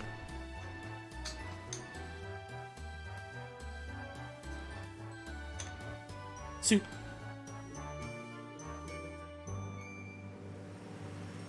Does anyone know, like, historically what sanguine would mean, like, in this context? Because I don't actually know terribly much about the Four Humors other than, it is.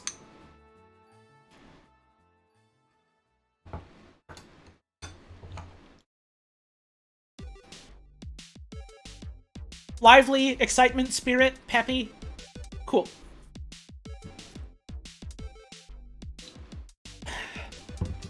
I guess that makes sense, given the context where, like, sanguine gets used nowadays, even if it is, like, not very often, and even then generally agreed to be kind of archaic when used, in modern times, but, huh.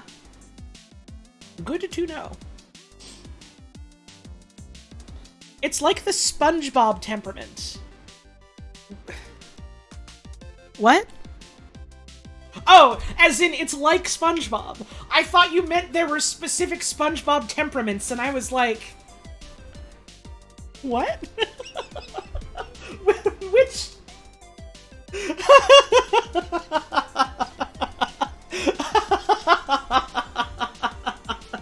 Like, you know, you've got SpongeBob, Squidward, Sandy, Black Bile, Plankton. Ah.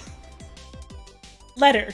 Quincy P. Morris to the Honorable Arthur Holmwood. 25th of May. Quincy is the fucking cowboy, right? Yeah, Mr. Morris. Quincy P. Morris, the Honorable Arthur Holmwood, 25th of May. My dear Art, we've told yarns by the campfire in the prairies and dressed one another's wounds after trying a landing at the Marquesas and drunk healths on the shore at Titicaca. There are more yarns to be told, and other wounds to be healed, and another health to be drunk. Won't you let this be at my campfire tomorrow night? I have no hesitation in asking you, as I know a certain lady is engaged to a certain dinner party, and that you are free. There will only be one other, our old pal at the Korea, Jack Seward. He's coming too, and we both want to mingle our weeps over the wine cup and to drink a health with all our hearts to the happiest man in all the wide world, who has won the noblest heart that God has made and the best worth winning. We promise you a hearty welcome and a loving greeting, and a health as true as your own right hand. We shall both swear to leave you at home if you drink too deep to a certain pair of eyes. Come! Yours, as ever and always, Quincy P. Morris. Telegram from Arthur Holmwood to Quincy P. Morris, 26th of May. Count me in every time. I bear messages which will make both of your ears tingle. I bear messages which will make both your ears tingle.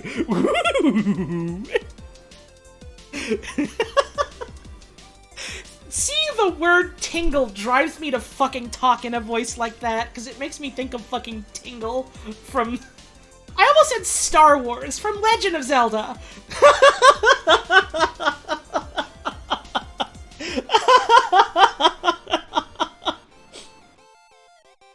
Fucking... Lucy is going to tell all these men, like, dude, what if I could marry all of you? And they're all going to look her in the face and be like, oh, girl, we all been fucking each other already. We're in. Sure, whatever you say, girl. Chapter 6. Mina Murray's Journal. 24th of July. Whitby. Good music. Lucy met me at the station, looking sweeter and lovelier than ever, and we drove up to the house at the Crescent in which they have rooms. This is a lovely place. The little river, the Esk, runs through a deep valley, which broadens out as it comes near the harbor. A great viaduct runs across, with high piers, through which the view seems somehow further away than it really is. The valley is beautifully green, and it is so steep that when you are on the highland on either side, you look right across it, unless you are near enough to see down. The houses of the old town, the side away from us, are all red-roofed and seem piled up one over the other anyhow, like the pictures we see of Nuremberg. Right over the town is the ruin of Whitby Abbey, which was sacked by the Danes, and which is the scene of part of Marmion, where the girl was built up in the wall. It is a most noble ruin of immense size, and full of beautiful and romantic bits. But there is a legend that a white lady is seen in one of the windows. Between it and the town there is another church, the parish one, round which is a big graveyard, all full of tombstones. This is, to my mind, the nicest spot in Whitby, for it lies right over the town, and has a full view of the harbor, and all up the bay, to where the headland called Kettleness stretches out into the sea. It descends so steeply over the harbor that part of the bank has fallen away, and some of the graves have been destroyed. In one place, part of the stonework of the grave stretches out over the sandy pathway far below. There are walks with seats beside them, through the churchyard, and people go and sit there all day long looking at the beautiful view and enjoying the breeze. I shall come and sit here very often myself and work. Indeed, I am writing now with my book on my knee, and listening to the talk of 3 old men running the world who are sitting by me, Electronic old men. Warning. Warning. Warning. They seem to do nothing all day but sit up here and talk. The harbor lies below me, with, on the far side, one long granite wall, stretching out into the sea, with a curve outward at the end of it, in the middle of which is a lighthouse. A heavy sea wall runs along outside of it. On the near side, the sea wall makes an elbow crooked inversely, and its end too has a lighthouse. Between the two piers there is a narrow opening into the harbor, which then suddenly widens. I don't know why, but these old men that she's talking about reminds me of, like, the old dudes in Italy who just go to watch construction sites and just, like, hang out there. Like, I get it. They know what's up. They got it figured out. They understand.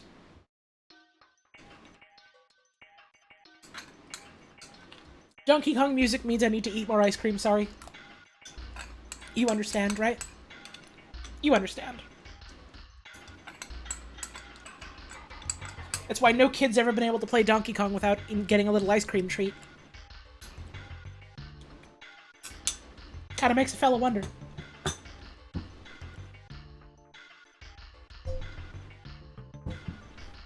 Would also like to be one of those old guys? Oh, you and me both, my friend. Although I guess I'm not the guy in this case, but they can give me the honorary guy badge. It is nice at high water. But when the tide is out, it shoals away to nothing, and there is merely the stream of the Esk, running between banks of sand. Do I want to go watch construction sometime? Literally, yes I do, Frankie. Let's go. With rocks here and there. Outside the harbor on this side, there rises for about half a mile a great reef, the sharp edge of which runs straight out from behind the south lighthouse.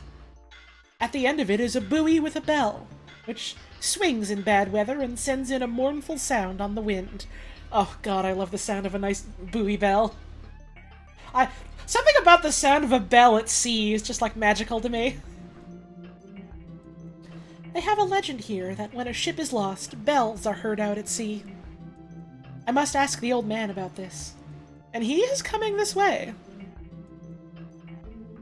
He is a funny old man. He must be awfully old, for his face is all gnarled and twisted like the bark of a tree. He tells me that he is nearly 100, and that he was a sailor in the Greenland fishing fleet when Waterloo was fought. Waterloo? Doesn't Les Mis have, like, a long aside about Waterloo, if I remember right? Funny that another book I plan on reading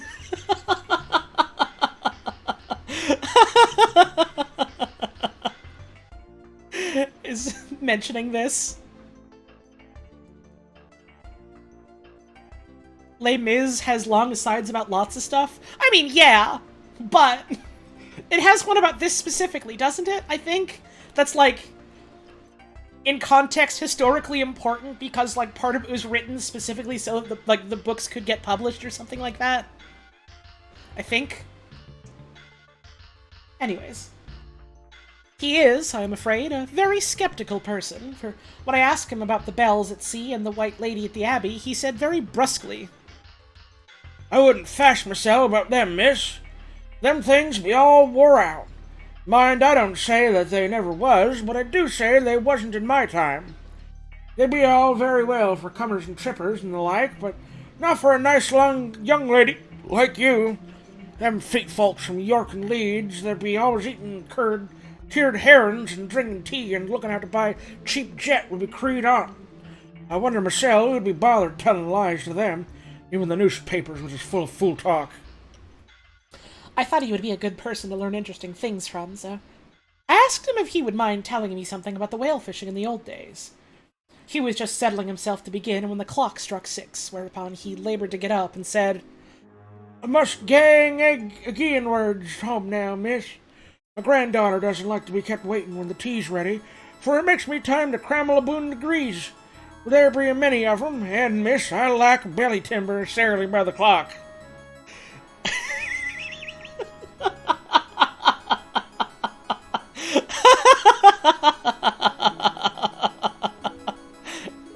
awesome! This dude's great!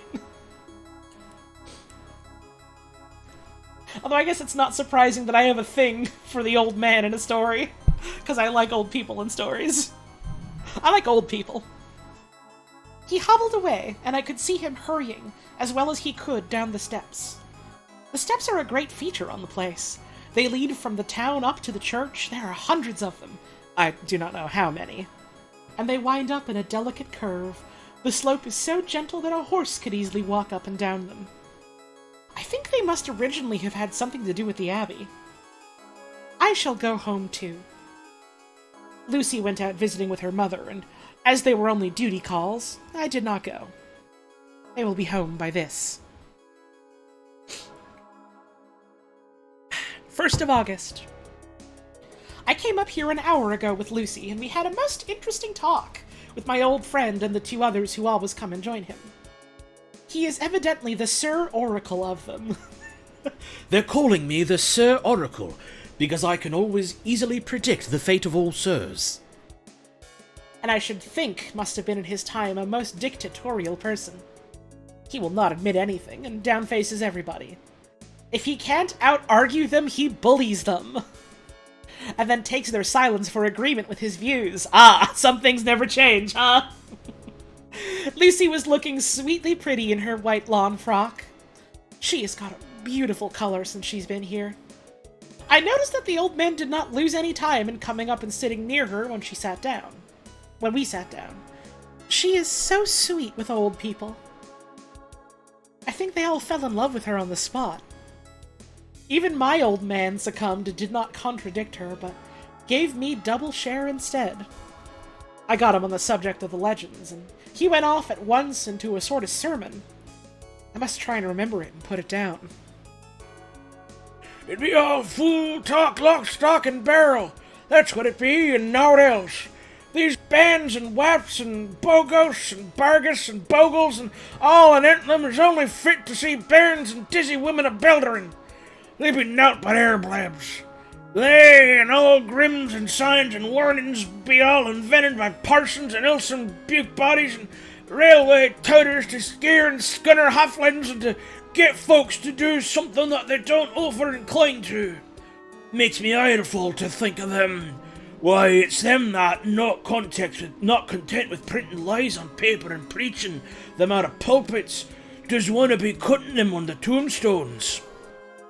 Look here all around you and what it you will, with all them stains, holding up their heads as well as they can, or their pride as they can't, simply tumbling down with the weight of the lies wrote on them.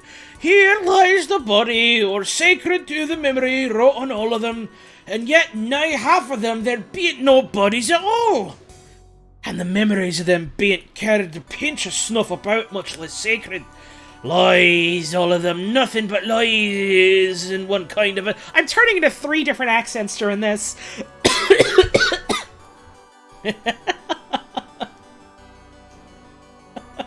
One kind or another. My gog, but it'll be a coarse government in the day of judgment when they come tumbling up in their death sarks all joped together and trying to drag the tombstones with them to prove how good they was. Some of them trembling and dithering with their hands then dozened and slippery from lying in the sea that they can't even keep their grip of them. I could see from the old fellow's self-satisfied air and the way in which he looked around for the approval of his cronies that he was showing off.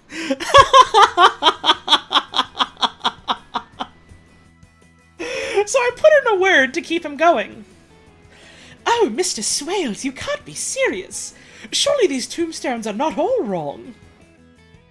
Yablins! There may be a poorish few not wrong, saving what they make out on the people too good.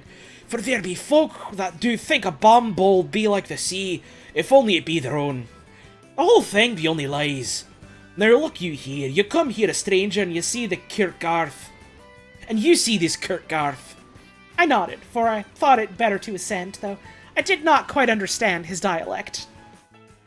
I knew it had something to do with the church. He went on. Kirkus Church? Cool. Thank you for telling. He went on. And you can say that all these stains be... Oh, let me make sure I'm on the right line. Yes, I am. And you consent that all these steens be a boon folk that happened here. Snod and snog. I assented again. And that be just where the lie comes in. Why, there be scores of these lay beds that be tomb his old Doon's back-a-box on Friday night. He nudged one of his companions and they all laughed. Your gran taught you some Scots when you were a kid? Oh, fuck yeah. Where was I? Back-a-box. Back-a-box, I'm assuming, is tobacco box. Where was I? What's better than this? Just two sirs being sirs. Thank you, Paprika Fiend, for the tip. And my gog, how could they be otherwise? Look at that one! The aftest above the beer bank, read it! I went over and read. Edward Spenslaw, Master Mariner, murdered by pirates off the coast of Andres, April 1854. 8:30. When I came back, Mr. Swales went on. Who brought him home, I wonder, to have him here? Murdered off the coast of Andres! And you consented his body lay under. Why, I could name you a dozen whose bones lie in the Greenland Sea above. He pointed northward. Or where the currents may have drifted them. There be the steens around you. You can, with your young eyes, read the small print of the lies from there. This Braithwaite Lowry, I knew his father lost in the lively off Greenland in 20, or Andrew Woodhouse drowned in the same seas in 1777, or John Paxton drowned off Cape Farewell a year later, or old John Rawlings, whose grandfather sailed with me, drowned in the Gulf of Finland in 50. Do you think that all these men will have to make a rush to Whitby when the trumpet sounds? I have me antherums about it. I tell you that when they got here, they'd be jumbling and jostling one another that way, that it would be like a fight up on the ice the old days, when we'd be at one another from daylight to dark and trying to tie up our cuts by the light of the Aurora Borealis. This was evidently local pleasantry, for the old man cackled over it. His cronies joined in with gusto. But, I said, surely you're not quite correct, for you start on the assumption that all the poor people or their spirits will have to take their tombstones with them on the Day of Judgment. Do you think that would be really necessary? Well, what else are they tombstones for? What else be they tombstones for? Answer me that, miss. To please their relatives, I suppose. To please their relatives, you suppose? Then he said with intense scorn, how will it pleasure their relatives to know that lies is wrote over them, and that everybody in the place knows they be lies? He pointed to a stone at our feet, which had been laid down as a slab, on which the seat was rested, close to the edge of the cliff. Read the lies on that Thruffstein, he said. The letters were upside down to me from where I sat, but Lucy was more opposite to them, so she leant over and read. Sacred to the memory of George Cannon, who died in the hope of a glorious resurrection on July 29th, 1873. Falling from the rocks at Kettleness. This tomb was erected by his sorrowing mother to her dearly beloved son. He was the only son of his mother, and she a widow. Really, Mr. Swales, I don't see anything very funny in that. She spoke her comment very gravely and somewhat severely. You don't see aught funny? Ha ha! But that's because you don't gom the sorrowing mother was a hellcat that hated him because he was a crooked. A regular lamiter he was, and he hated her so that he committed suicide in order that she mightn't get an insurance she put in his life. He blew nigh the top of his head off with an old musket that they had for scaring the crows with. 'Twant for crows then, for it brought the clegs and the dopes to him. That's the way he fell off the rocks. And as to hopes of a glorious resurrection, I've often heard him say myself that he hoped he'd go to hell, for his mother was so pious that she'd be sure to go to heaven, and he didn't want to addle where she was. Now isn't that stain at any rate? He hammered it with his stick as he spoke, a pack of lies. And won't it make Gabriel kickle when Jory comes panting up the greens with the tombstone balanced on his hump and asks it to be took as evidence?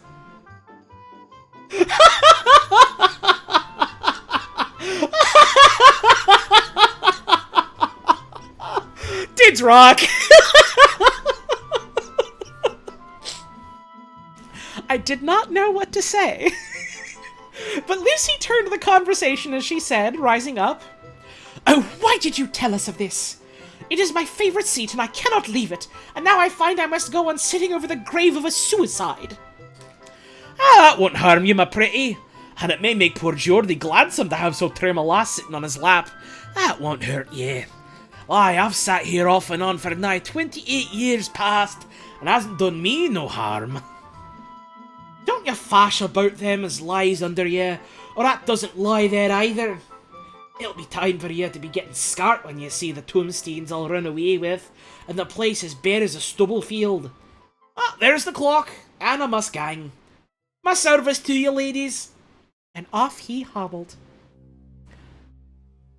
Lucy and I sat a while, and it was all so beautiful before us that we took hands as we sat. Old Scotsman rambled about the really quite funny, if you think about it, story of a man what killed himself so he could never see his mother again. And now they're just holding hands.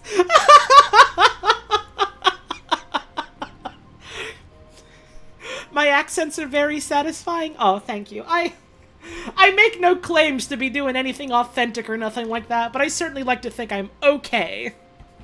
I'm okay at it. And she told me all over again about Arthur and their coming marriage. That made me just a little heartsick, for I hadn't heard from Jonathan for a whole month. Uh-oh. Uh-oh, sisters. What the fuck's up with Jonathan?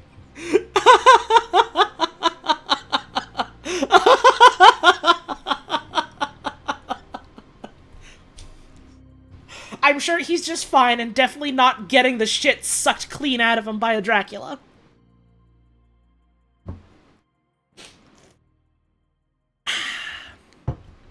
It is break time now. We've made we did a whole chapter and a decent dent into this next one. Cool. Time for stretch. I'm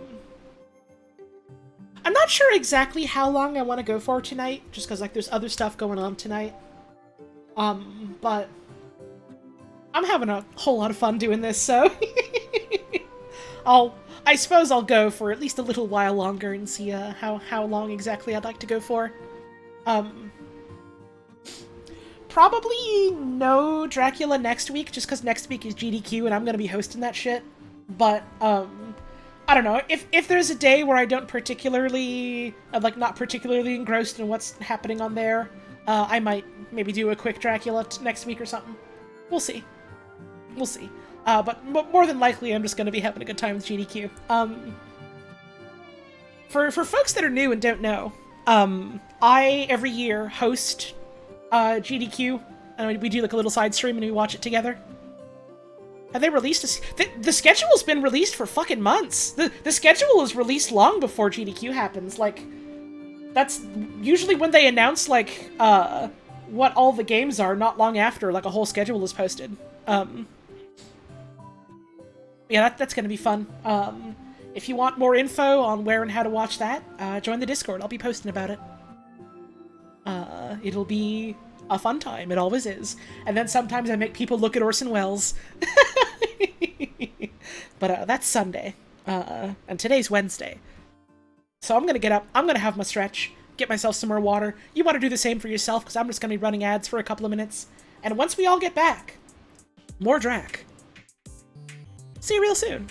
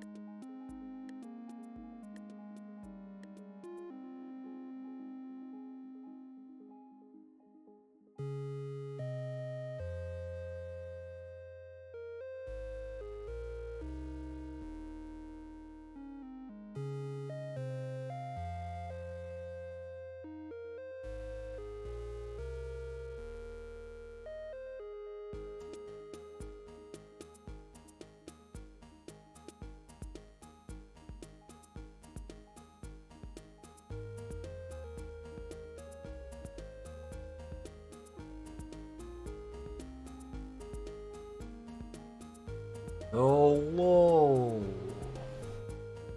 I'm back. I got a little cup of tea. I'm gonna sit down. I'm gonna get a comfortable blanket around myself again. It's, absolutely required to have a comfortable blanket when you read Dracula. Thank you, Dracula, for the Dracula. And Message of Dracula. I do so appreciate your Dracula. Thank you, Draculary, much.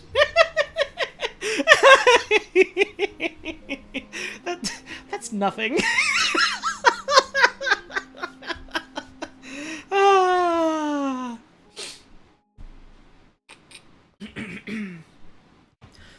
Before we keep going, I do just want to say, thanks for tuning in tonight, y'all.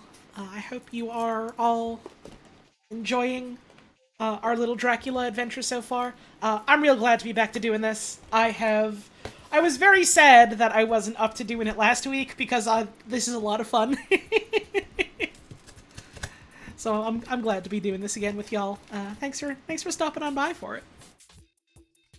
And hey, you know, if you enjoyed the stream, since I do keep forgetting to mention it mid-stream, and I reckon I maybe should get better about doing that for what good it may or may not do. Sorry, I'm also just fiddling with like an empty tissue box and ripping it apart for fun, like a like some kind of wild fucking animal. I'm gonna chuck this away so I don't keep doing that. If you do enjoy the stream and want to help me afford more tissue boxes to rip up with my bare hands, you can always support the channel financially. You know, subs, tips, bits, all that stuff. Never mandatory, no obligation, no pressure. Never feel like you gotta, but always very greatly appreciated. You'd pay so much money for an audiobook from me? Well, that's very flattering and I appreciate it. I don't really have a recording setup I'm happy with, so don't expect it anytime soon. I've had to,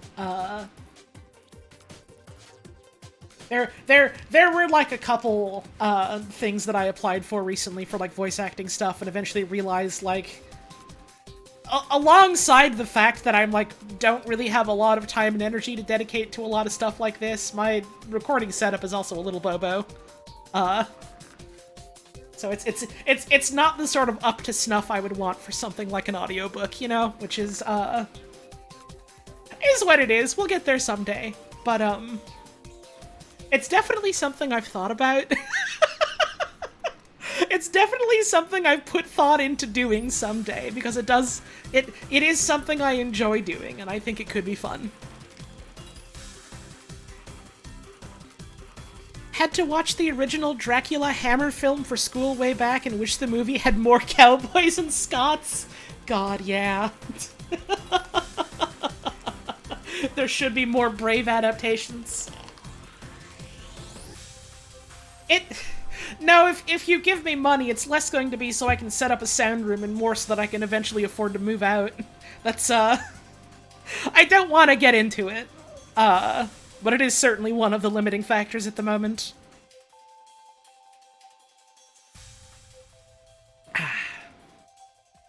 Anyhow. Is there anything else I wanted to talk about before we get back to it? I mentioned GDQ. I mentioned GDQs next week, so, that's why there's like a bit of a crammed schedule this week. Tomorrow, Puzz and I are doing a short Layton stream, because tomorrow is also VHS with Scorpy. So we'll be doing that, and then I'll be raiding him and hopping on over there. Friday is Yakuza. And then Saturday morning, we're probably doing more Layton, because short stream of Layton tomorrow. But also, it could be anything. We'll see. And then Saturday evening is Lesbian Animal. And then Sunday is GDQ. So that's when I'll be hosting that and hanging out for that, and that'll be a good time. I'm really looking forward to that. I think that'll be a... There's some real damn good runs this year, so I'm looking forward to watching that with folks.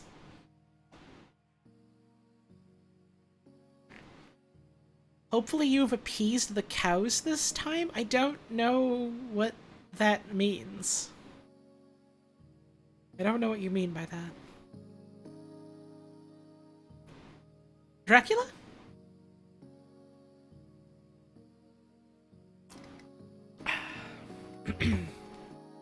Last stream had the crash when I was talking about cows? Oh, okay. I'll be real, I know people like to make jokes about, like, the fact that my internet is bad sometimes. Mostly it just makes me very depressed, so... please don't, actually. Thank you. The same day, I came up here alone, for I am very sad. There was no letter for me. I hope there cannot be anything the matter with Jonathan. Oops!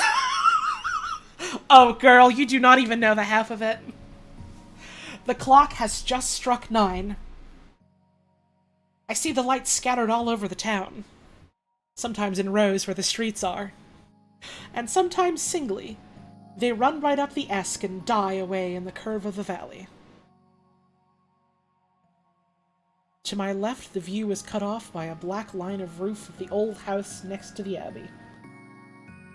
Have to ask next time I stream with my lovely wife who we raided last stream? Who did we raid last stream? What? I don't fucking remember. Who the fuck did we raid last time? Does anyone remember? When was the last time I did a raid? Because I don't always do a raid. Sometimes I just end it. I don't think it was Balb.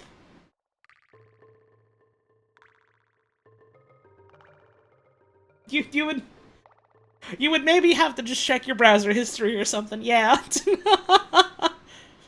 It was Scorpy yesterday? I didn't... No, I did raid Scorpy yesterday, but that was yesterday. They're not talking about yesterday. They're talking about the last time I was streaming with Puzz. Which is a while ago. You're missing context. I don't fucking remember who we raided. When we did Yakuza. Who the fuck was that? Who was it? What the fuck is this? Who making noises at me? How is my good friend Jonathan Harker doing? Who the fuck talking to me? Oh! We raided Jake! We raided Jake, Hallow Monster. That's a friend of mine and Puzz's. I remember now, thank you. Where the fuck was I? I should read again. Keep getting distracted. Here we go. To my left, the view is cut off by a black line of... Scaring me! Ah, a Dracula. Actually genuinely scared me for a moment. Thank you for the resub.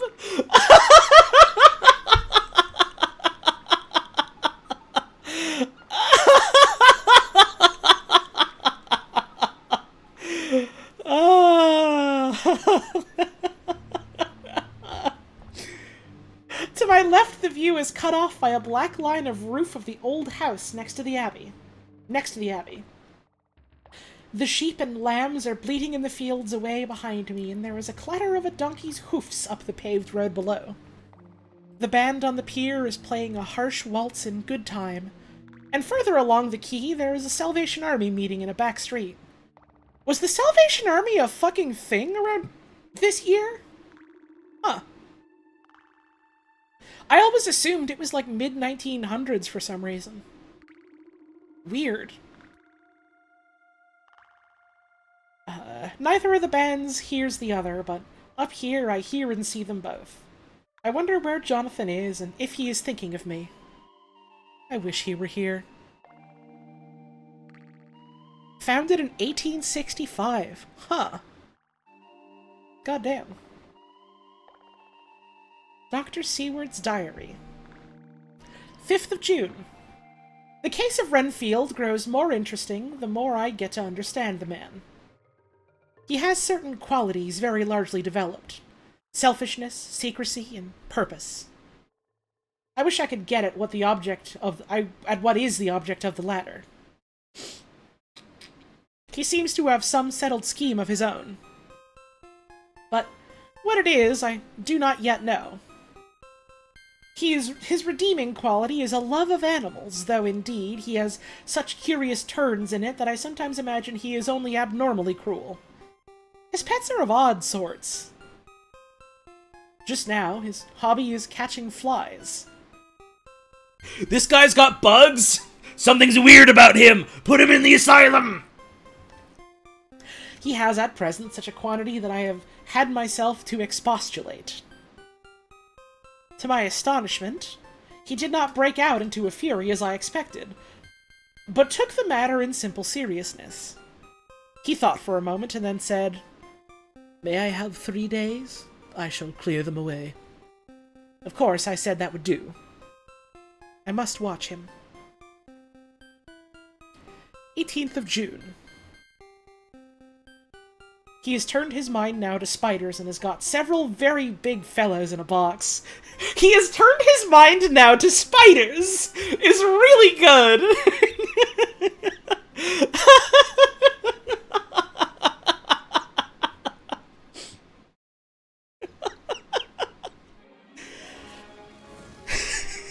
Whenever you hear Salvation Army, you think Salivation Army and get grossed out? I mean, getting grossed out is how you ought to feel about the Salvation Army, but also that's a different type of foul, isn't it? He has turned his mind now to spiders!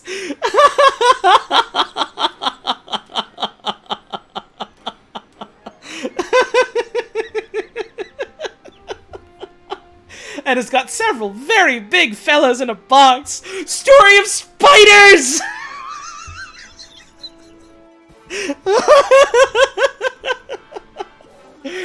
He keeps feeding them with his flies, and the number of the latter is becoming sensibly diminished. Although he has used half his food in attracting more flies from outside to his room. 1st of July. You let him go with the spiders for like half a month? His spiders are now becoming as great a nuisance as his flies. And today I told him he must get rid of them. He looked very sad at this. So I said that he must clear out some of them, at all events. He cheerfully acquiesced in this, and I gave him the same time as before for reduction.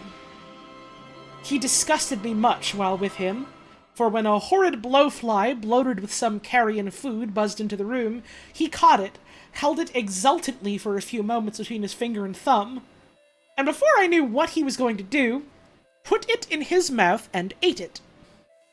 I scolded him for it, but he argued quietly that it was very good, and very wholesome. That it was life, strong life, and gave life to him. This gave me an idea. Or the rudiment of one. I must watch how he gets rid of his spiders. He has evidently some deep problem in his mind, for he keeps a little notebook in which he is always jotting down something. Whole pages of it are filled with masses of figures, generally single numbers added up in batches, and then the totals added in batches again, as though he were focusing some account, as the auditors put it. I know the whole point of this section is to be like, yeah, here's this fucking weird guy I have in my asylum, but like, I feel like in the context of reading this nowadays, it just kind of feels largely like, damn, Dr. Seward really is a bitch boy. Fuck this guy. The 8th of July. There is a method in his madness, and the rudimentary idea in my mind is growing. It will be a whole idea soon, and then, oh, unconscious celebration, you will have to give the wall to your conscious brother. I kept away from my friend for a few days so that I might notice if there were any change. Things remain as they were, except that he has parted with some of his pets and got a new one. He has managed to get a sparrow, and has already partially tamed it. His means of taming is simple, for already the spiders have diminished. Those that do remain, however, are well fed, for he still brings in the flies by tempting them with his food. He's just making a fucking ecosystem here! He's creating a small subset of the London wildlife or whatever. He's a Disney princess! But, like, with bugs. And spiders. Story of spiders. 19th of July. We are progressing. My friend has now a whole colony of sparrows, and his flies and spiders are almost obliterated. When I came in, he ran to me and said he wanted to ask me a great favor. A very, very great favor. And as he spoke, he fawned on me like a dog. I asked him what it was, and he said with a sort of rapture in his voice and bearing, "A kitten. A nice little sleek, playful kitten that I can play with and teach, and feed, and feed, and feed!" I was not unprepared for this request, for I had noticed how his pets went on increasing in size and vivacity. But I did not care that his pretty family of tame sparrows should be wiped out in the same manner as the flies and the spiders. So I said I would see about it, and asked him if he would not rather have a cat than a kitten. His eagerness betrayed him as he answered, "Oh, yes, I would like a cat. I only asked for a kitten lest you should refuse me a cat. No one would refuse me a kitten, would they?" I shook my head and said that at present I feared it would not be possible, but that I would see about it. His face fell, and I could see a warning of danger in it, for there was a sudden, fierce, sidelong look which meant killing. The man is an undeveloped homicidal maniac. I shall test him with his present craving and see how it will work out. Then I shall know more. 10 p.m. I have visited him again and found him sitting in a corner brooding. When I came in, he threw himself on his knees before me and implored me to let him have a cat, that his salvation depended on it. I was firm, however, and told him that he could not have it, whereupon he went without a word and sat down, gnawing his fingers in the corner where I have found him. Excuse me. I shall see him in the morning early. Dr. Seward, I think perhaps a board of ethics should have a never fucking mind. There's no way there's a fucking board of ethics in, like, 1800s England asylums. 20th of July. Visited Renfield very early, before the attendant, and went his rounds. Found him up and humming a tune. He was spreading out his sugar, which he had saved in the window, and was manifestly beginning his fly-catching again, and beginning it cheerfully and with a good grace. I looked around for birds, and had not seen them, and not seeing them, asked him where they were. He replied, without turning round, that they had all flown away. There were a few feathers about the room, and on his pillow a drop of blood. I said nothing, but went and told the keeper to report to me if there were anything odd about him during the day. 11 a.m. The attendant has just been to me to say that Renfield has been very sick and has disgorged a whole lot of feathers.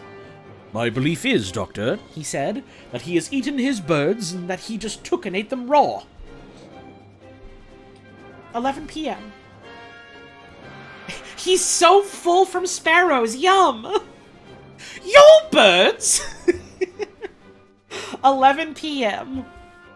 I gave Renfield a strong opiate tonight, enough to make him sleep, and took away his pocketbook to look at it. The thought that has been buzzing around my brain lately is complete, and the theory proved. My homicidal maniac is of a peculiar kind. I shall have to invent a new classification for him, and call him a zoophagous, life-eating maniac. What he desires is to absorb as many lives as he can, and he has laid himself out to achieve it in a cumulative way.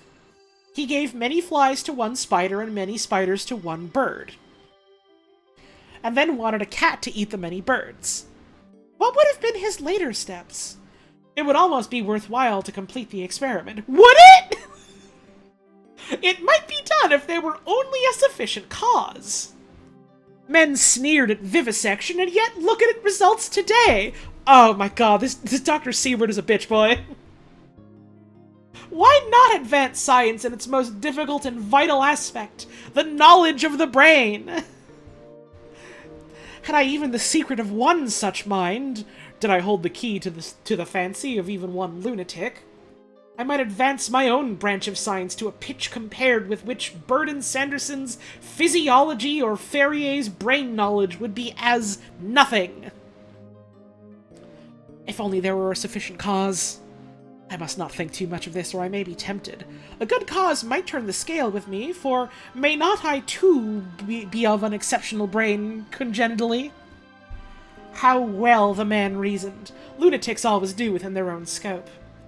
I wonder at how many lives he values a man, or if at only one. He has closed the account most accurately, and today begun a new record. How many of us begin a new record with each day of our lives? To me, it seems only yesterday that my whole life ended with my new hope, and that truly I began a new record. One woman turned him down. One woman said, "I'm sorry, I'm not interested in you," and he said, "Okay, all right, it's time for me to do horrible experiments on another human being." Because I'm so sad about a woman turning me down.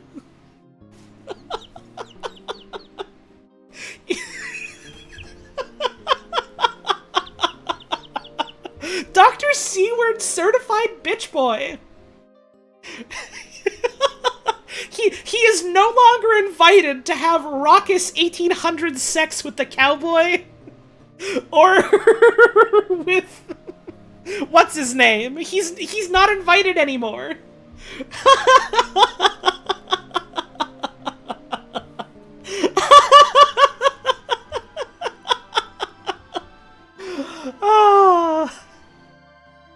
So it will be until the great recorder sums me up and closes my ledger account with a balance to profit or loss.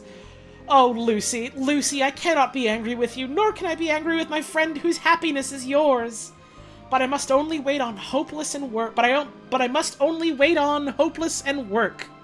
Work! Work!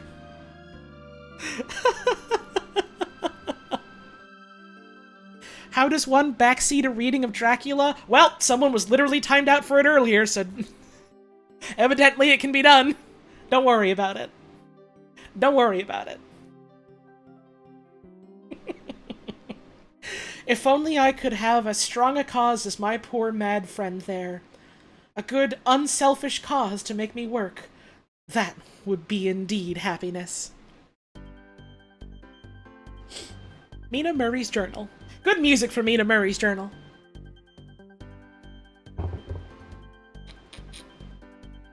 "26th of July. Hang on. 26th of July. And then this is, like, 1st of August. Oh, that's fun. I like the way it cuts, like, back and forth between different dates like this. That's fun. Mina Murray's Journal. 26th of July. I am anxious, and it soothes me to express myself here. It is like whispering to oneself and listening at the same time. And there is also something about the shorthand symbols that make it different from writing. I am unhappy about Lucy and about Jonathan. I have not heard from Jonathan for some time, and was very concerned. But yesterday, dear Mr. Hawkins, who is always so kind, sent me a letter from him. I had written asking him if he had heard, and he said the enclosed had just been received. It is only a line dated from Castle Dracula, and says that he is just starting for home. That is not like Jonathan. I do not understand it, and it makes me uneasy. Then, too, Lucy, although she is so well, has lately taken to her old habit of walking in her sleep. Her mother has spoken to me about it, and we have decided that I am to lock the door of our room every night. Mrs. Westenra has got an idea that sleepwalkers always go out on roofs of houses and along the edges of cliffs and then get suddenly wakened and fall over with a despairing cry that echoes all over the place. They're always doing this. They're literally always doing this. Poor dear. She's naturally anxious about Lucy, and she tells me that her husband, Lucy's father, has the same habit. That he would get up in the night and dress himself and go out if he were not stopped. Thank you, Hydroluricon, with the 33-month resub. Sleepwalkers are always walking onto my rakes I leave lying around. They're literally always doing this, and they never fucking stop! People who walk in their sleep are addicted to sideshow bobbing themselves. They can't, they need help. They can't stop. Where the fuck was I? Here we are. Lucy is to be married in the autumn. And she is already planning out her dresses now her house is to be arranged. I sympathize with her, for I do the same. Only Jonathan and I will start in life in a very simple way, and shall have to try to make both ends meet. Mr. Holmwood, he is the Honourable Arthur Holmwood, only son of Lord Godalming. Lord Godalming! That's a Jesus-ass name. Is coming up here very shortly, as soon as he can leave town, for his father is not very well, and I think dear Lucy is counting the moments till he comes. She wants to take him up to the seat on the churchyard cliff and show him the beauty of Whitby. I dare say it is the waiting which disturbs her. She'll be all right when he arrives. 27th of July. No news from Jonathan. I'm getting quite uneasy about him, though why I should I do not know. But I do wish that he would write, if it were only a single line. Lucy walks more than ever, and each night I am awakened by her moving about the room. Fortunately, the weather is so hot that she cannot get a cold, but still, the anxiety and the perpetual being wakened is beginning to tell on me. I am getting nervous and wakeful myself. Thank God Lucy's health keeps up. Mr. Holmwood has been suddenly called to ring to see his father, who has been taken seriously ill. Lucy frets at the postponement of seeing him, but it does not touch her looks. She is a trifle stouter, and her cheeks are a lovely rose pink. She has lost that anemic look which she had. I pray it will all last. Well, you know, Lucy's sleepwalking, and she's desperate for her husband to arrive, but at the very least, she's still hot as fuck.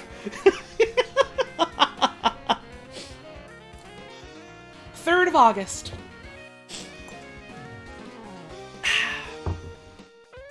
Another week gone, and no news. A whole month gone, and still no word. I'm certain Jonathan's all right. Not even to Mr. Hawkins, from whom I have heard.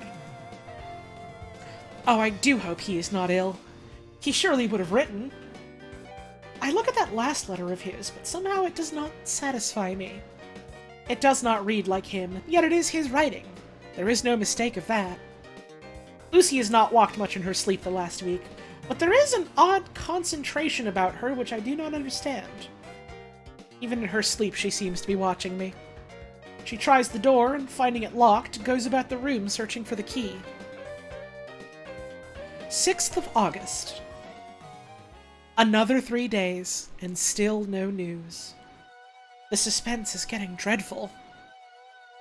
If only I knew where to write to, or where to go to, I should feel easier, but no one has heard a word of Jonathan since that last letter. I must only pray to God for patience. Lucy is more excitable than ever, but is otherwise well. Last night was very threatening, and the fishermen say that we are in for a storm. I must try to watch it and learn the weather signs. Today is a grey day, and the sun as I write is hidden in thick clouds high over Kettleness. Everything is grey, except the green grass, which seems like emerald amongst it. Grey earthly rock, grey clouds, tinged with the sunburst at the far edge, hang over the grey sea, into which the sand points stretch like grey fingers. Man! England is a fucking dire place to live, huh? My God. The sea is tumbling in over the shallows and the sandy flats with a roar, muffled in the sea mists drifting inland. The horizon is lost in a grey mist. All is vastness. The clouds are piled up like giant rocks, and there is a brool over the sea that sounds like some presage of doom. Dark figures are on the beach here and there, sometimes half shrouded in the mist, and seem men like trees walking. The fishing boats are racing for home, and the rise and dip in the ground swell as they sweep into the harbor, bending to the scuppers. Here comes old Mr. Swales. He is making straight for me, and I can see by the way he lifts his hat that he wants to talk. I've been quite touched by the change in the poor old man. When he sat down beside me, he said in a very gentle way, "I want to say something to you, miss." I could see he was not at ease, so I took his poor old wrinkled hand in mine and asked him to speak fully. So he said, leaving his hand in mine, "I'm afraid, my dearie, that I must have shocked you by all the wicked things I've been saying about the dead and such like for weeks past, but I didn't mean them, and I want you to remember that when I'm gone. We old folks like that be daffled, and with one foot abaft the crock hole, don't altogether like to think of it, and we don't want to feel scared of it. And that's why I've took to making light of it." This song is too loud. This song is too happy. Sure. "So that I'd cheer up my own heart a bit. But Lord loves you, miss, I ain't afraid of dying, not a bit. Only I don't want to die if I can help it. My time must be nigh at hand now, for I be old, and 100 years is too much for any man to expect. And I'm so nigh that the odd man is already wetting his scythe. You see, I can't get out of the habit of coughing about it all once. The shafts will wag as they be used to. Some day soon the angel of death will sound his trumpet for me. But don't you do all and greet me, dearie." For he saw that I was crying. "If he should come this very night, I'd not refuse to answer his call. For life be, after all, only a waiting for something else than what we're doing. And death be all that we can rightly depend on. But I'm content. For it's coming to me, my dearie, and coming quick.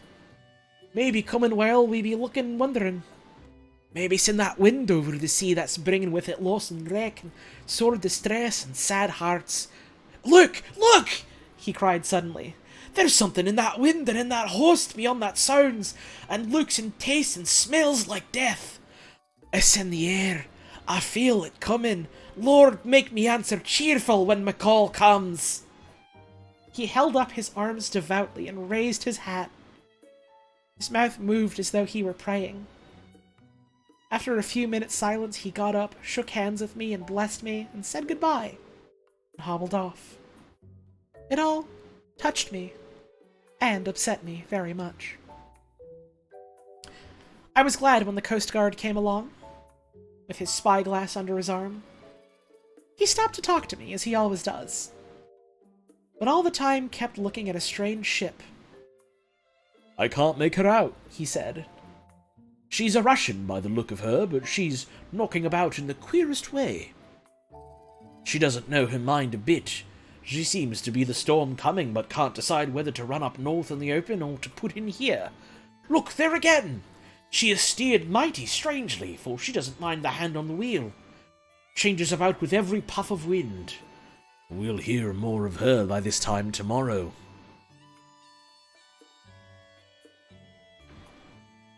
Chapter 7. How long is Chapter 7? Chapter 7 is quite long, but...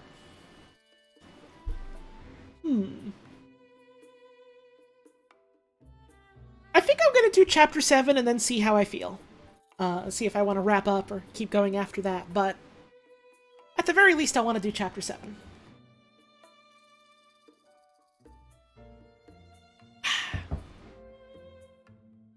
Chapter 7. Cutting from the Daily Graph, 8th of August. Pasted in Mina Murray's journal. From a correspondent. Whitby. One great and suddenest storms on record has just been experienced here, with results both strange and unique. The weather had been somewhat sultry. Ooh, ma'am. But not to any degree uncommon in the month of August. Saturday evening was as fine as was ever known, and the great body of holiday-makers laid out yesterday for visits to Mulgrave Woods, Robin Hood's Bay, Rig Mill, Runswick, Staithes, and the various trips in the neighborhood of Whitby. The steamers, Emma and Scarborough, made trips up and down the coast, and there was an unusual amount of tripping both to and from Whitby. The day was unusually fine till the afternoon, when some of the gossips who frequent the East Cliff churchyard, and from that commanding eminence watch the wide sweep of sea visible to the north and east, called attention to a sudden show of mares' tails high in the sky to the northwest. The wind was then blowing from the southwest in the mild degree which in barometrical language is ranked number 2, light breeze. The Coast Guard on duty at once made report, and one old fisherman, who for more than half a century has kept watch on weather signs from the East Cliff, foretold in an emphatic manner the coming of a sudden storm. The approach of sunset was so very beautiful, so grand in its masses of splendidly colored clouds, that there was quite an assemblage on the walk along the cliff in the old churchyard to enjoy the beauty. Before the sun dipped below the black mass of Kettleness, standing boldly athwart the western sky, its downward way was marked by myriad clouds of every sunset color: flame, purple, pink, green, violet, and all the tints of gold, with here and there masses not large, but of seemingly absolute blackness, in all sorts of shapes, as well outlined as colossal silhouettes. The experience was not lost on the painters, and doubtless some of the sketches of the prelude to the great storm will grace the R.A. and R.I. walls in May next. More than one captain made up his mind then and there that his cobble or his mule, as they term the different classes of boats, I lost my place for a second, hang on. As they term the different classes of boats, would remain in the harbor till the storm had passed. The wind fell away entirely during the evening, and at midnight there was a dead calm, a sultry heat, and that prevailing intensity which, on the approach of thunder, affects persons of a sensitive nature. There were but... This is good news bulletin music! Hang on, I turned this one up a little bit. Alright, sultry heat, sensitive nature. There were but few lights in sight at sea, for even the coasting steamers, which usually hug the shore so closely, kept well to seaward, and but a few fishing boats were in sight. The only sail noticeable was a foreign schooner with all sails set, which was seemingly going westward. The foolhardiness or ignorance of her officers was a prolific theme for comment while she remained in sight, and efforts were made to signal her to reduce sail in face of her danger. Before the night shut down, she was seen with sails idly flapping as she gently rolled on the undulating swell of the sea. As idle as a painted ship upon a painted ocean. Shortly before 10 o'clock, the stillness of the air grew quite oppressive, and the silence was so marked that the bleating of a sheep inland or the barking of a dog in town was distinctly heard, and the band on the pier, with its lively French air, was like a discord in the great harmony of nature's silence. A little after midnight came a strange sound from over the sea, and high overhead, the air began to carry a strange, faint, hollow booming. Oh, is that a line from Rime of the Ancient Mariner? Neat. I've never actually read that. Then, without warning, the tempest broke. With a rapidity which, at the time, seemed incredible and even afterwards is impossible to realize, the whole aspect of nature at once became convulsed. The waves rose in growing fury, each overtopping its fellow, till in a very few minutes the lately glassy sea was like a roaring and devouring monster. Right-crested waves beat madly on the level sands and rushed up the shelving cliffs. Others broke over the piers, and with their spume swept the lanthorns of the lighthouse, which rise from the end of either pier of Whitby Harbor. Lanthorns, I believe, is, like, specifically an archaic word for, like, lanterns. And I think I remember that because of Warframe, which is very funny. Is the music still going? Why did the music stop? There we go, okay. Where was I? Lanthorns.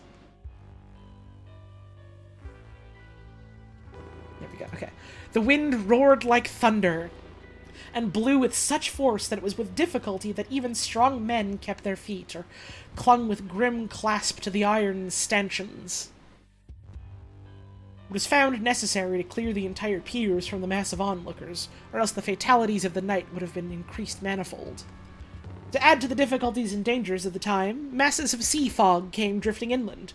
White, wet clouds, which swept by in ghostly fashion, so dank and damp and cold that it needed but little effort of imagination to think that the spirits of those lost at sea were touching their living brethren with the clammy hands of death, and many a one shuddered as the wreaths of sea mist swept by. At times the mist cleared, and sea for some distance could be seen in the glare of the lightning, which now came thick and fast, followed by such sudden peals of thunder that the whole sky overhead seemed trembling under the shock of the footsteps of the storm. You can recite Rime of the Ancient Mariner to the theme of Gilligan's Island. Well, I don't know the theme of Gilligan's Island either, so that's two things I don't really know, but know of.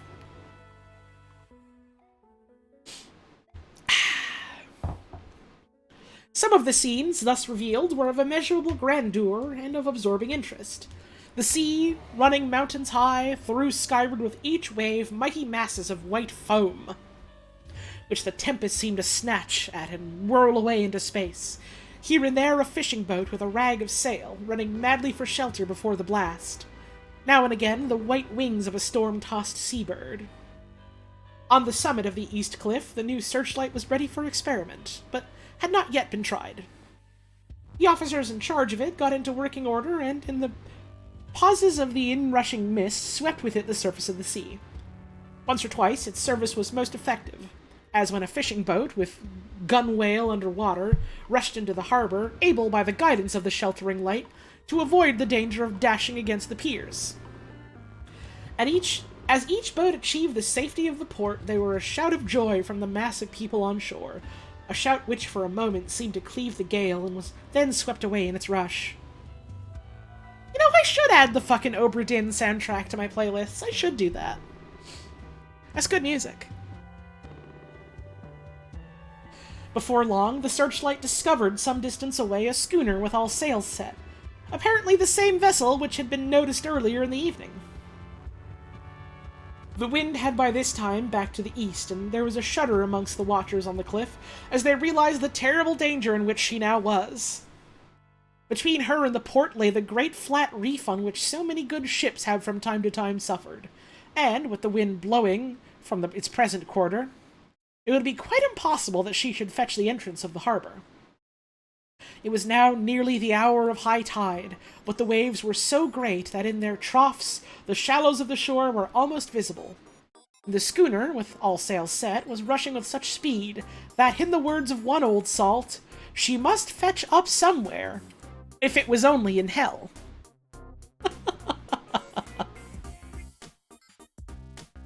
Then came another rush of sea fog, greater than any hitherto, a mass of dank mist which seemed to close on all things like a grey pall, and left available to men only the organ of hearing, for the roar of the tempest and the crash of the thunder and the booming of the mighty billows came through the damp oblivion even louder than before.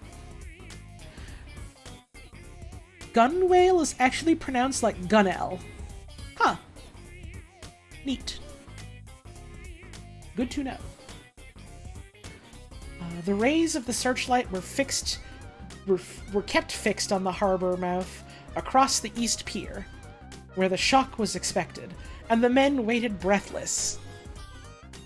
Oh, hang on a sec. My bit rate is suddenly tanked, but we seem like we're okay now? It seems like it's okay now. That was weird. The wind suddenly shifted to the northeast, and the remnant of the sea fog melted in the blast. And then, mirabile dictu between the piers, leaping from wave to wave as it rushed at headlong speed, swept the strange schooner before the blast, with all sails set, and gained the safety of the harbor. The searchlight followed her, and a shudder ran through all who saw her, for lashed to the helm was a corpse, with drooping head, which swung horribly to and fro at each motion of the ship. No other form could be seen on the deck at all. A great awe came on all as they realized that the ship, if by a miracle, had found the harbor, unsteered save by the hand of a dead man. However, all took place more quickly than it takes to write these words. The schooner paused not, but, rushing across the harbor, pitched herself on that accumulation of sand and gravel, washed by many tides and many storms, into the southeast corner of the pier jutting under the east cliff, known locally as Tate Hill Pier. Dude, there's just a dead guy driving this boat. That's a little bit overdone if you think about it.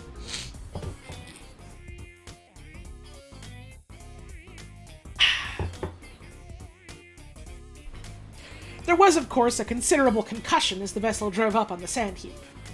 Every spar, rope, and stay was strained, and some of the top hammer came crashing down. But, strangest of all, the very instant the shore was touched, an immense dog sprang up on the deck from below, as if shot up by the concussion, and running forward, jumped from the bow on the sand. Making straight for the steep cliff where the churchyard hangs over the laneway, to the east pier so steeply that some of the flat tombstones, thruffsteins or throughstones as they call them in the Whitby vernacular, actually project over where the sustaining cliff has fallen away. It disappeared in the darkness, which seemed intensified, just beyond the focus of the searchlight. Huh. Huh. A weird dog appear. What is this music from? It's from a game called Magnetis. Magnetis. It's an old WiiWare game, I think. I like the soundtrack. Okay, a weird dog disappear. Okay. Here we go. It so happened there was no one at the moment on Tate Hill Pier, as all those whose houses are in close proximity were either in bed or were out on the heights above. Thus the Coast Guard on duty on the eastern side of the harbor, who at once ran down to the little pier, was the first to climb on board. The men working the searchlight after this is a hell of a song for a dead man boat! After scouring the entrance of the harbor without seeing anything, then turned the light onto the derelict and kept it there.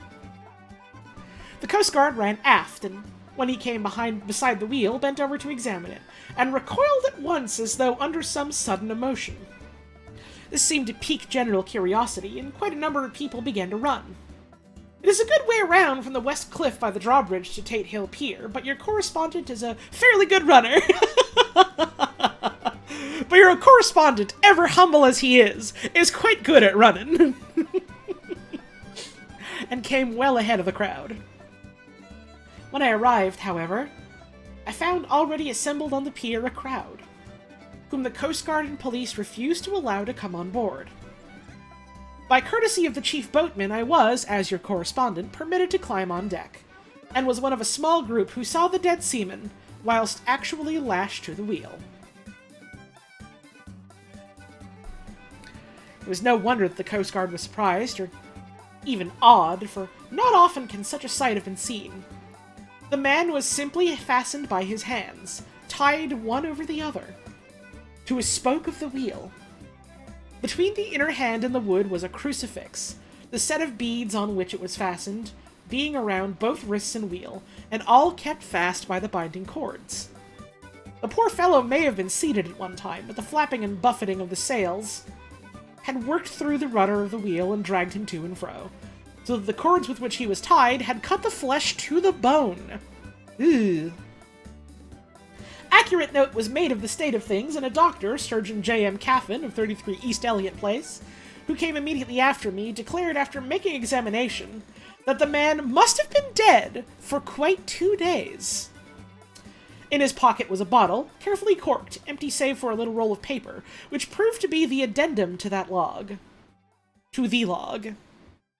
The Coast Guard said the man must have tied up his own hands, fastening the knot with his teeth. The fact that a Coast Guard was the first on board may save some complications.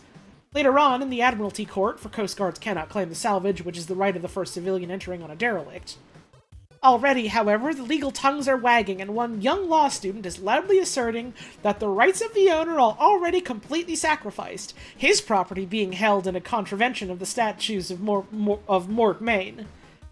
Since the tiller, as emblemship, if not proof of delegated possession, is held in a dead hand. It is needless to say that the dead steersman has been reverently removed from the place where he has held his honorable watch and ward till death, a steadfastness as noble as that of the young Casablanca, and placed in the mortuary to await inquest. Can imagine this part scary an 1800s Englishman? Yeah, like, when they talk about this book being kind of panned when it was first released for being too scary for the sensibilities of people at the time in England, like, I can imagine some fop reading this and being like, "Oh, good heavens!" and just falling over dead. Already the sudden storm is passing, and its fierceness is abating. Crowds are scattering homeward, and the sky is beginning to redden over the Yorkshire wolds. I shall send, in time for your next issue, further details of the derelict ship which found her way so miraculously into harbor, and in the storm.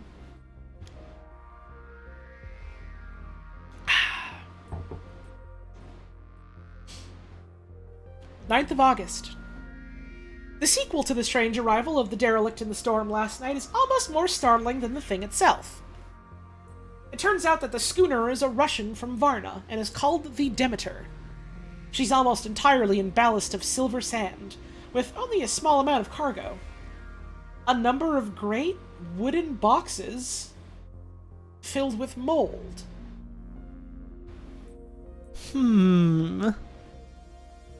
This cargo is consigned to a Whitby solicitor, Mr. S.F. Billington of 7 the Crescent, who this morning went aboard and formally took possession of the goods consigned to him. The Russian consul, too, acting for the charter party, took formal possession of the ship and paid all harbor dues, etc. Nothing is talked about here today except the strange coincidence. The officials of the Board of Trade have been most exacting in seeing that every compliance has been made with existing regulations. As the matter is to be a 9 days wonder, they are evidently determined that there shall be no cause of after-complaint. A good deal of interest was abroad concerning the dog, which landed when the ship struck, and more than a few members of the SPCA, which is very strong in Whitby, have tried to— oh, Jesus. Scared the shit out of me. Thank you for the raid. We're reading Dracula. There's a weird dog. Which is very strong in Whitby, have tried to befriend the animal. To the general disappointment, however, it was not to be found. It seems to have disappeared entirely from the town. It may be that it was frightened and made its way onto the moors, where it is still hiding in terror. There are some who look with dread on such a possibility, lest later on it should itself be a danger, for it is evidently a fierce brute. Early this morning, a large dog, a half-bred mastiff belonging to a coal merchant close to Tate Hill Pier, was found dead in the roadway opposite to its master's yard. It had been fighting, and manifestly it had a savage opponent, for its throat was torn away and its belly was slit open, as if with a savage claw. Don't get scared. Okay. I'll never get scared again. Thank you! Who's writing this part? These are newspaper clippings. These are newspaper clippings that Mina is putting in her journal. It is being written by an unspecified newspaper correspondent. Or news correspondent. I don't know if necessarily a newspaper. Later. By the kindness of the Board of Trade Inspector, I have been permitted to look over the logbook of the Demeter, which was in order up to within 3 days, but contained nothing of special interest, except as to facts of missing men. The greatest interest, however, is with regard to the paper found in the bottle, which was today produced at the inquest, and a more strange narrative than the two between them unfold, it has not been my lot to come across. As there is no motive for concealment, I am permitted to use them, and accordingly send you a rescript, simply omitting technical details of seamanship and supercargo. Okay, I'm seeing a couple lines down here, and it's very funny considering how much I've been saying seaman.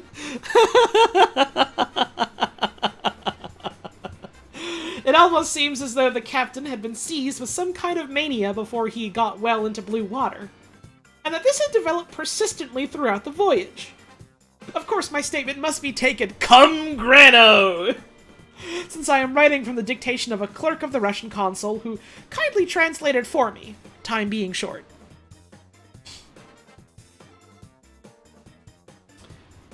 I need to take a break. I need to get up and stretch. So, let's see. When we get back, the log of the Demeter, and the rest of Chapter 7. So, you guys can think about cum grano, I guess, if you want. It's up to you. I'm gonna get up, I'm gonna have a stretch, I'm gonna have a drink. Do the same for yourself, because I'm just gonna be running ads for a couple of minutes. We'll be back real soon.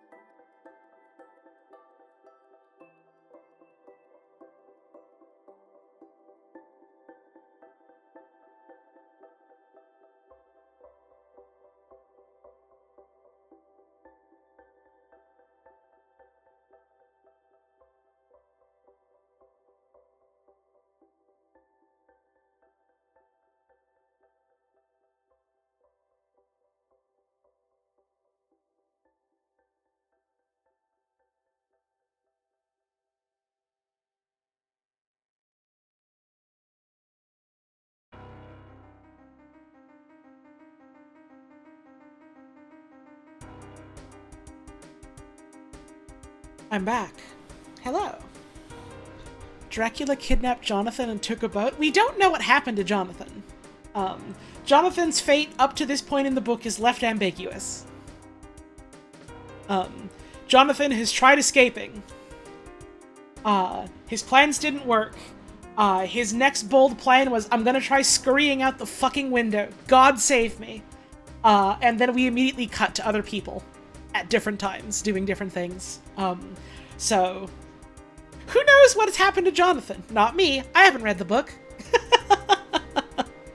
We'll see, I suppose. We're dealing with, the ladies back in England. And now a boat has appeared in a storm, and we're getting, like, a news correspondence about it. And, a dude is just dead strapped to the wheel, and a weird dog appear. Don't forget a weird dog appear. That's very important, I think. That's the wrong scene. Here we go. For reasons unclear as of yet, but a weird dog appear. All right. Log of the Demeter. Varna to Whitby.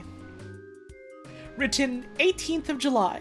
Things so strange happening that I shall keep accurate note henceforth till we land.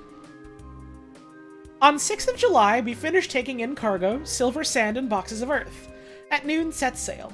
East wind, fresh. Crew, 5 hands. 2 mates, cook, and myself. Captain. On 11th of July at dawn, entered Bosphorus, boarded by Turkish customs officers. Bakshish. All correct. Underway at 4 p.m. On 12th of July, through Dardanelles. More customs officers and flagboat of guarding squadron. Bakshish again. Work of officers thorough, but quick. Want us off soon. At dark, passed into Archipelago. On 13th July, passed Cape Matapan. Crew dissatisfied about something. Seemed scared, but would not speak out. Bakshish is Turkish for bribe. Ah. I see. Awesome. On 14th of July, was somewhat anxious about crew. Men all steady fellows who sailed with me before. Mate could not make out what was wrong. They only told him there was something, and crossed themselves. Mate lost temper with one of them that day and struck him. Expected fierce quarrel. But all was quiet. On 16th of July, mate reported in the morning that one of the crew, Petrovsky, was missing. Could not account for it. Took larboard watch 8 bells last night. Was relieved by Abramov, but did not go to bunk. Men more downcast than ever. All said they expected something of the kind, but would not say more than there was something aboard. Mate getting very impatient with them. Feared some trouble ahead. On 17th of July, yesterday, one of the men, Olgarin, came to my cabin and in an awestruck way confided to me that there was a strange man aboard the ship. Yeah, I didn't want to say anything, but when the word larboard came up, I was just kind of sitting here and thinking, like, I wonder if any Final Fantasy XIV players are starting to sweat now.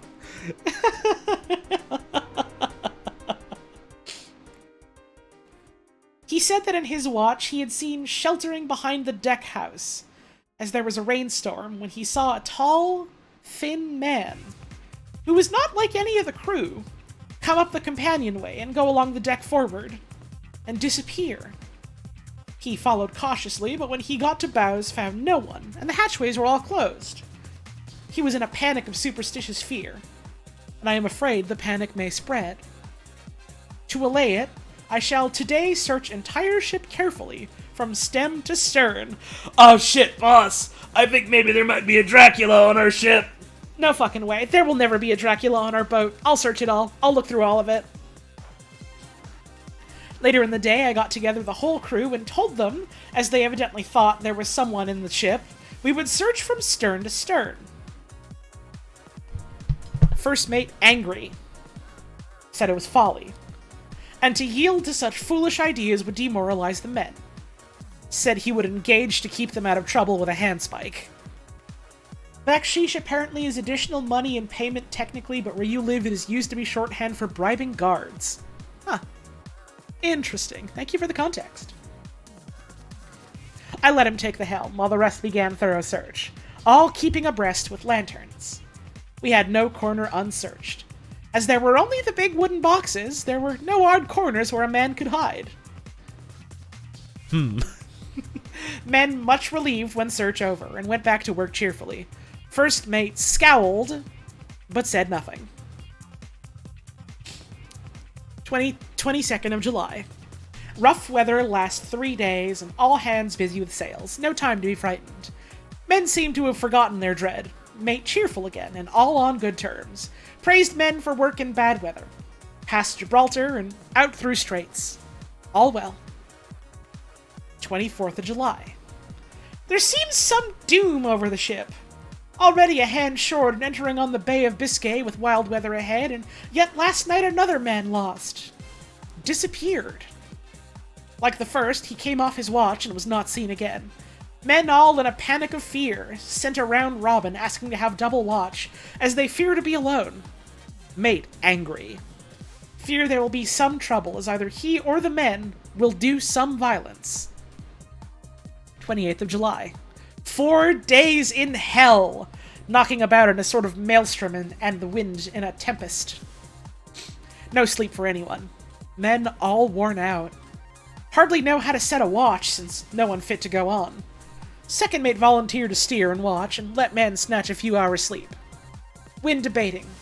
Seas still terrific, but feel them less as ship is steadier. 29th of July. Another tragedy. Had single watch tonight, as crew too tired to double. When morning came, on deck, could find no one except steersman. Raised outcry and all came on deck. Thorough search, but no one found. Are now without second mate and crew in a panic. Mate and I agreed to go armed henceforth and wait for any sign of cause. 30th of July. Last night. Rejoiced we are nearing England. Weather fine, all sails set. Retired, worn out, slept soundly, awaked by mate telling me that both man of watch and steersman missing. Only self and mate and 2 hands left to work ship.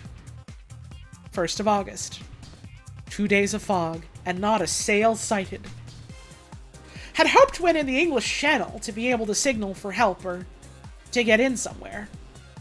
Not having power to work sails, have to turn run before wind. Dare not lower, as could not raise them again. We seem to be drifting to some terrible doom. Mate now more demoralized than either of men. His stronger nature seems to have worked inwardly against himself.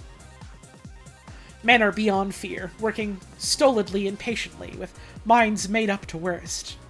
They are Russian. He, Romanian. 2nd of August, midnight. Woke up from a few minutes' sleep by hearing a cry, seemingly outside my port. Could see nothing in fog. Rushed on deck and ran against mate. Tells me he heard cry and ran, but no sign of man on watch. One more gone. Lord help us!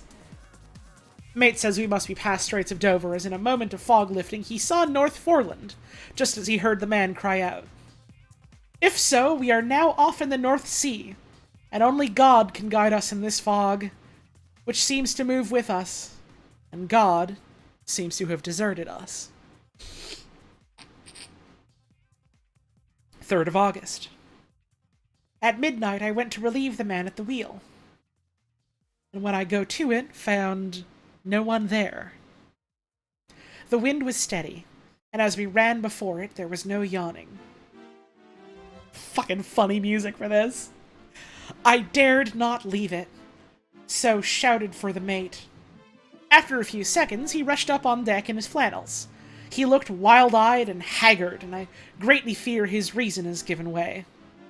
He came close to me and whispered hoarsely, with his mouth to my ear, as though fearing the very air might hear. It is here. I know it now. On the watch last night I saw it. like a man, tall and thin and ghastly pale. It was in the bows and looking out. I crept behind it and gave it my knife, but the knife went through it empty as air. And as he spoke, he took his knife and drove it savagely into space.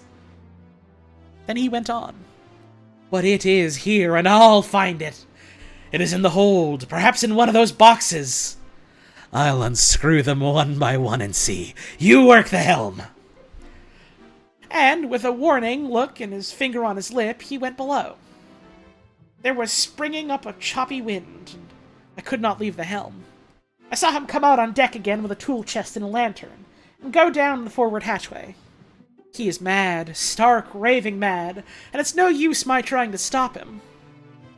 He can't hurt those big boxes. They're invoiced as clay, and to pull them about is as harmless a thing as he can do. So here I stay and mind... He doesn't know. Chat, he doesn't know. The dramatic irony, he doesn't know. So here I stay and mind the helm and write these notes. I can only trust in God and wait till the fog clears. Then, if I can't steer to any harbor with the wind that it is, I shall cut down sails and lie by and signal for help. It is nearly all over now. Just as I was beginning to hope that the mate would come out calmer, for I heard him knocking away at something in the hold, and work is good for him, there came up the hatchway a sudden, startled scream which made my blood run cold. And up on the deck he came as if shot from a gun, a raging madman with his eyes rolling and his face convulsed with fear. "Save me! Save me!" he cried, and then looked round on the blanket of fog. His horror turned to despair, and in a steady voice he said, "You had better come too, Captain, before it is too late. He is there. I know the secret now. The sea will save me from him, and it is all that is left." Before I could say a word or move forward to seize him, he sprang on the bulwark and deliberately threw himself into the sea. I suppose I know the secret now, too.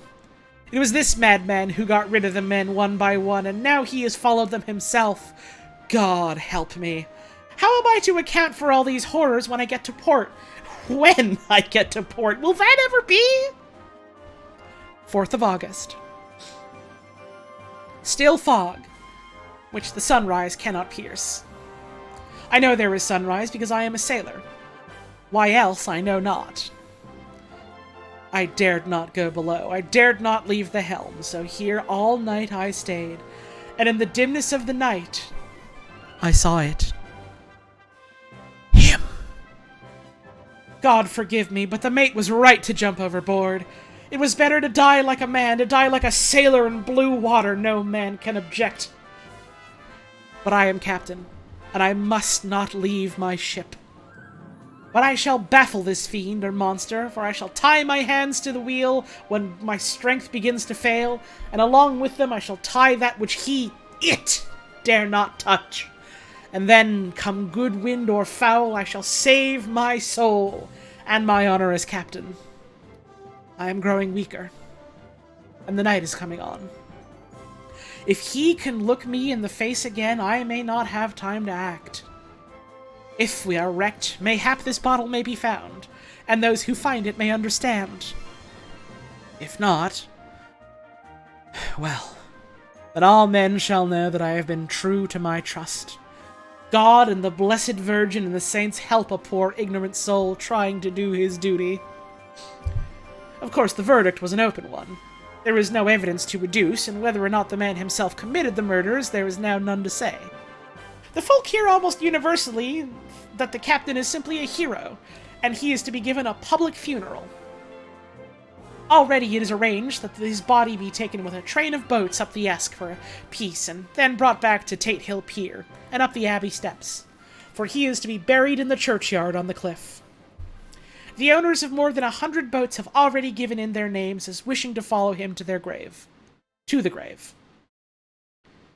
No trace has ever been found of the great dog, at which there is much mourning, for, with public opinion in its present state, he would, I believe, be adopted by the town. Tomorrow we'll see the funeral, And so we'll end this one more mystery of the sea. Engrossed right now? Love how I'm reading this? Oh, thank you. I'm glad to hear that. I'm glad folks are getting something out of me specifically reading it. That makes me happy to hear. Mina Murray's Journal. 8th of August. Lucy was very restless all night, and I, too, could not sleep. The storm was fearful, and as it boomed loudly among the chimney pots, it made me shudder. When a sharp puff came, it seemed to be like a distant gun.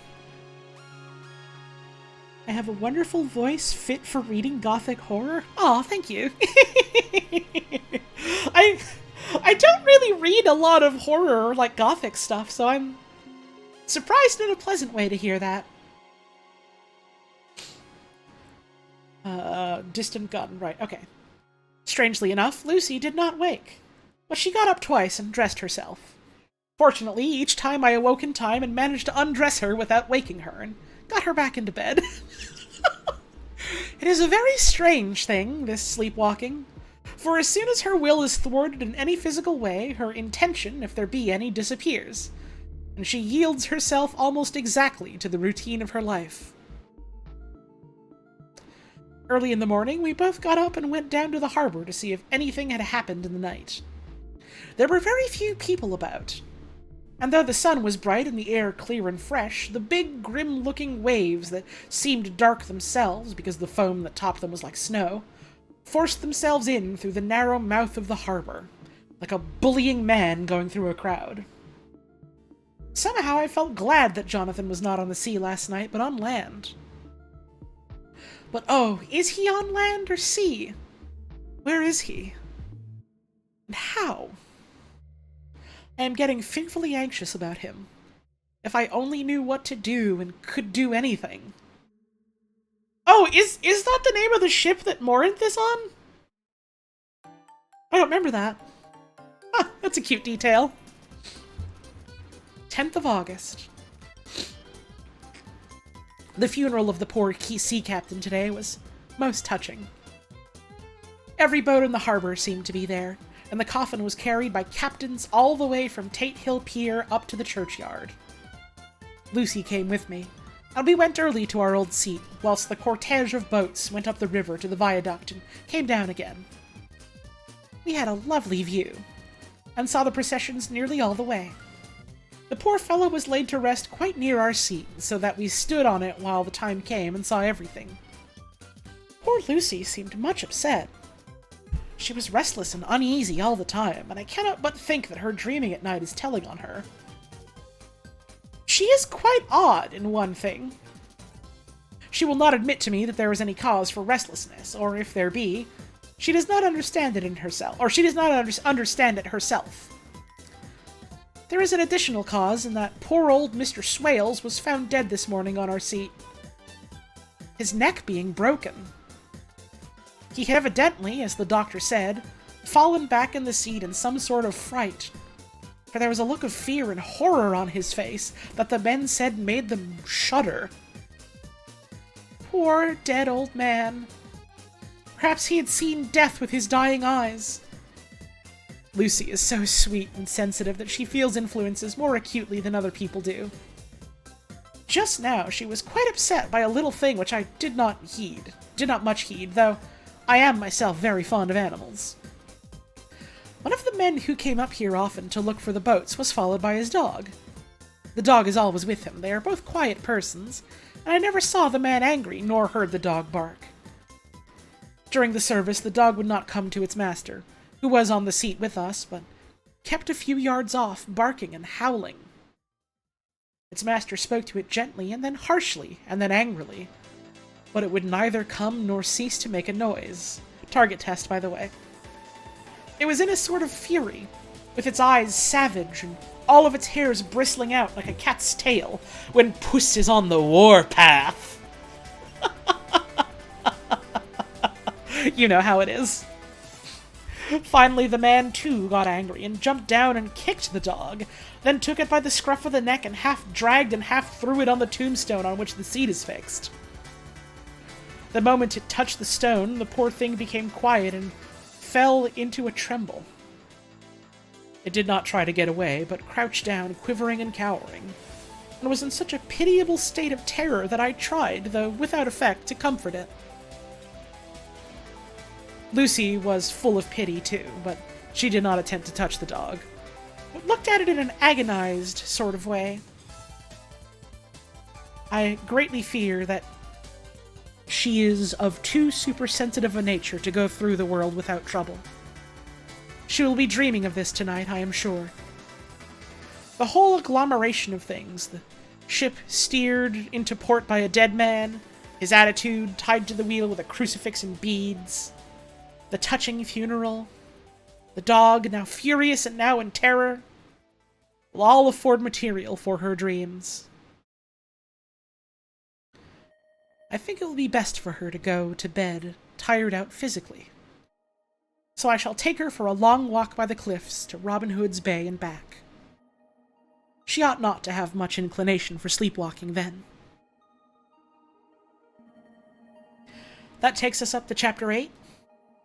And I do believe this is probably a good place to stop for the night. I'm having a real good time reading this. I'm starting to get to the point where my brain is like moving at a different speed than my mouth and lips are.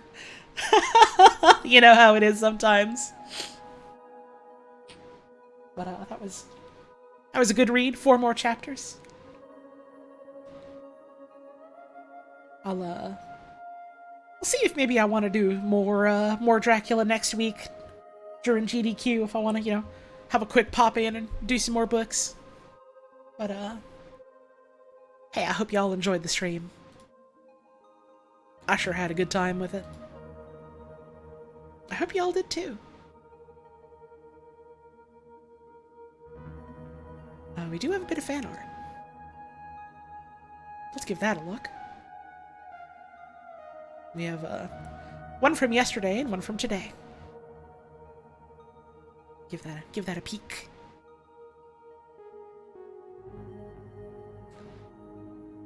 This one here from Petrichor Jester, who mentioned a super typhoon heading their way, which is very scary. I hope they're doing all right. But they made this, which I thought was real cool. I like the sort of I'm trying to think of how I would describe the way this looks. It makes me think of something you would see on like an old Mac. Like the sort of like 1-bit depth graphic stuff. That's cool as fuck. I do enjoy the giant BB looming in the shadows. This is awesome. Thank you very much. I adore this. And then this one here from Spider Manifesto. Every time they talk about Dracula's lizard fashion.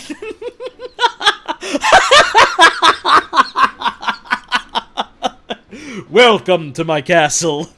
Come freely and openly of your own accord. Come and witness my collection of fun animal onesies. Perhaps you too would be accustomed to wear one. This is fucking awesome, thank you. And that's the fan art tonight.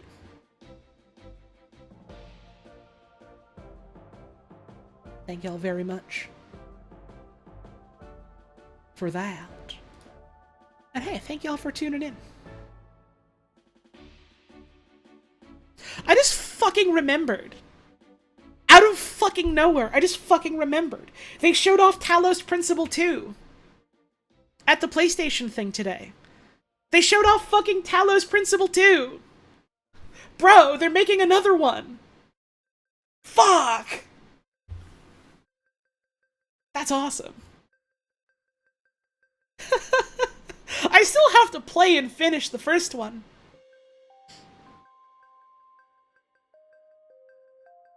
But they did show a cat.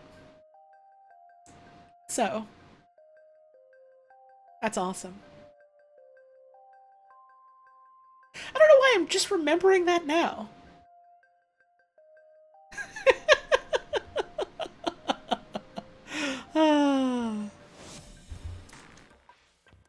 The only thing I really remember often enough is that Talos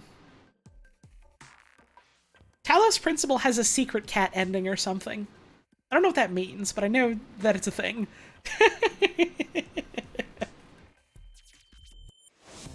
Alright. That's it a stream.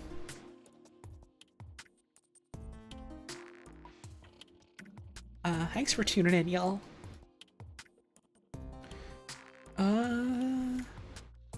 Just to check who to raid tonight. Stop echoing at me. Stop fucking echoes at me. Cut it out.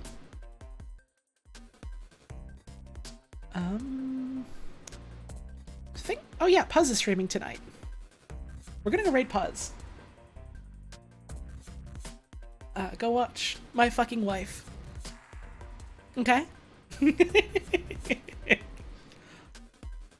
I can't think of a damn raid phrase. But we're gonna go raid. Playing the new Sonic game.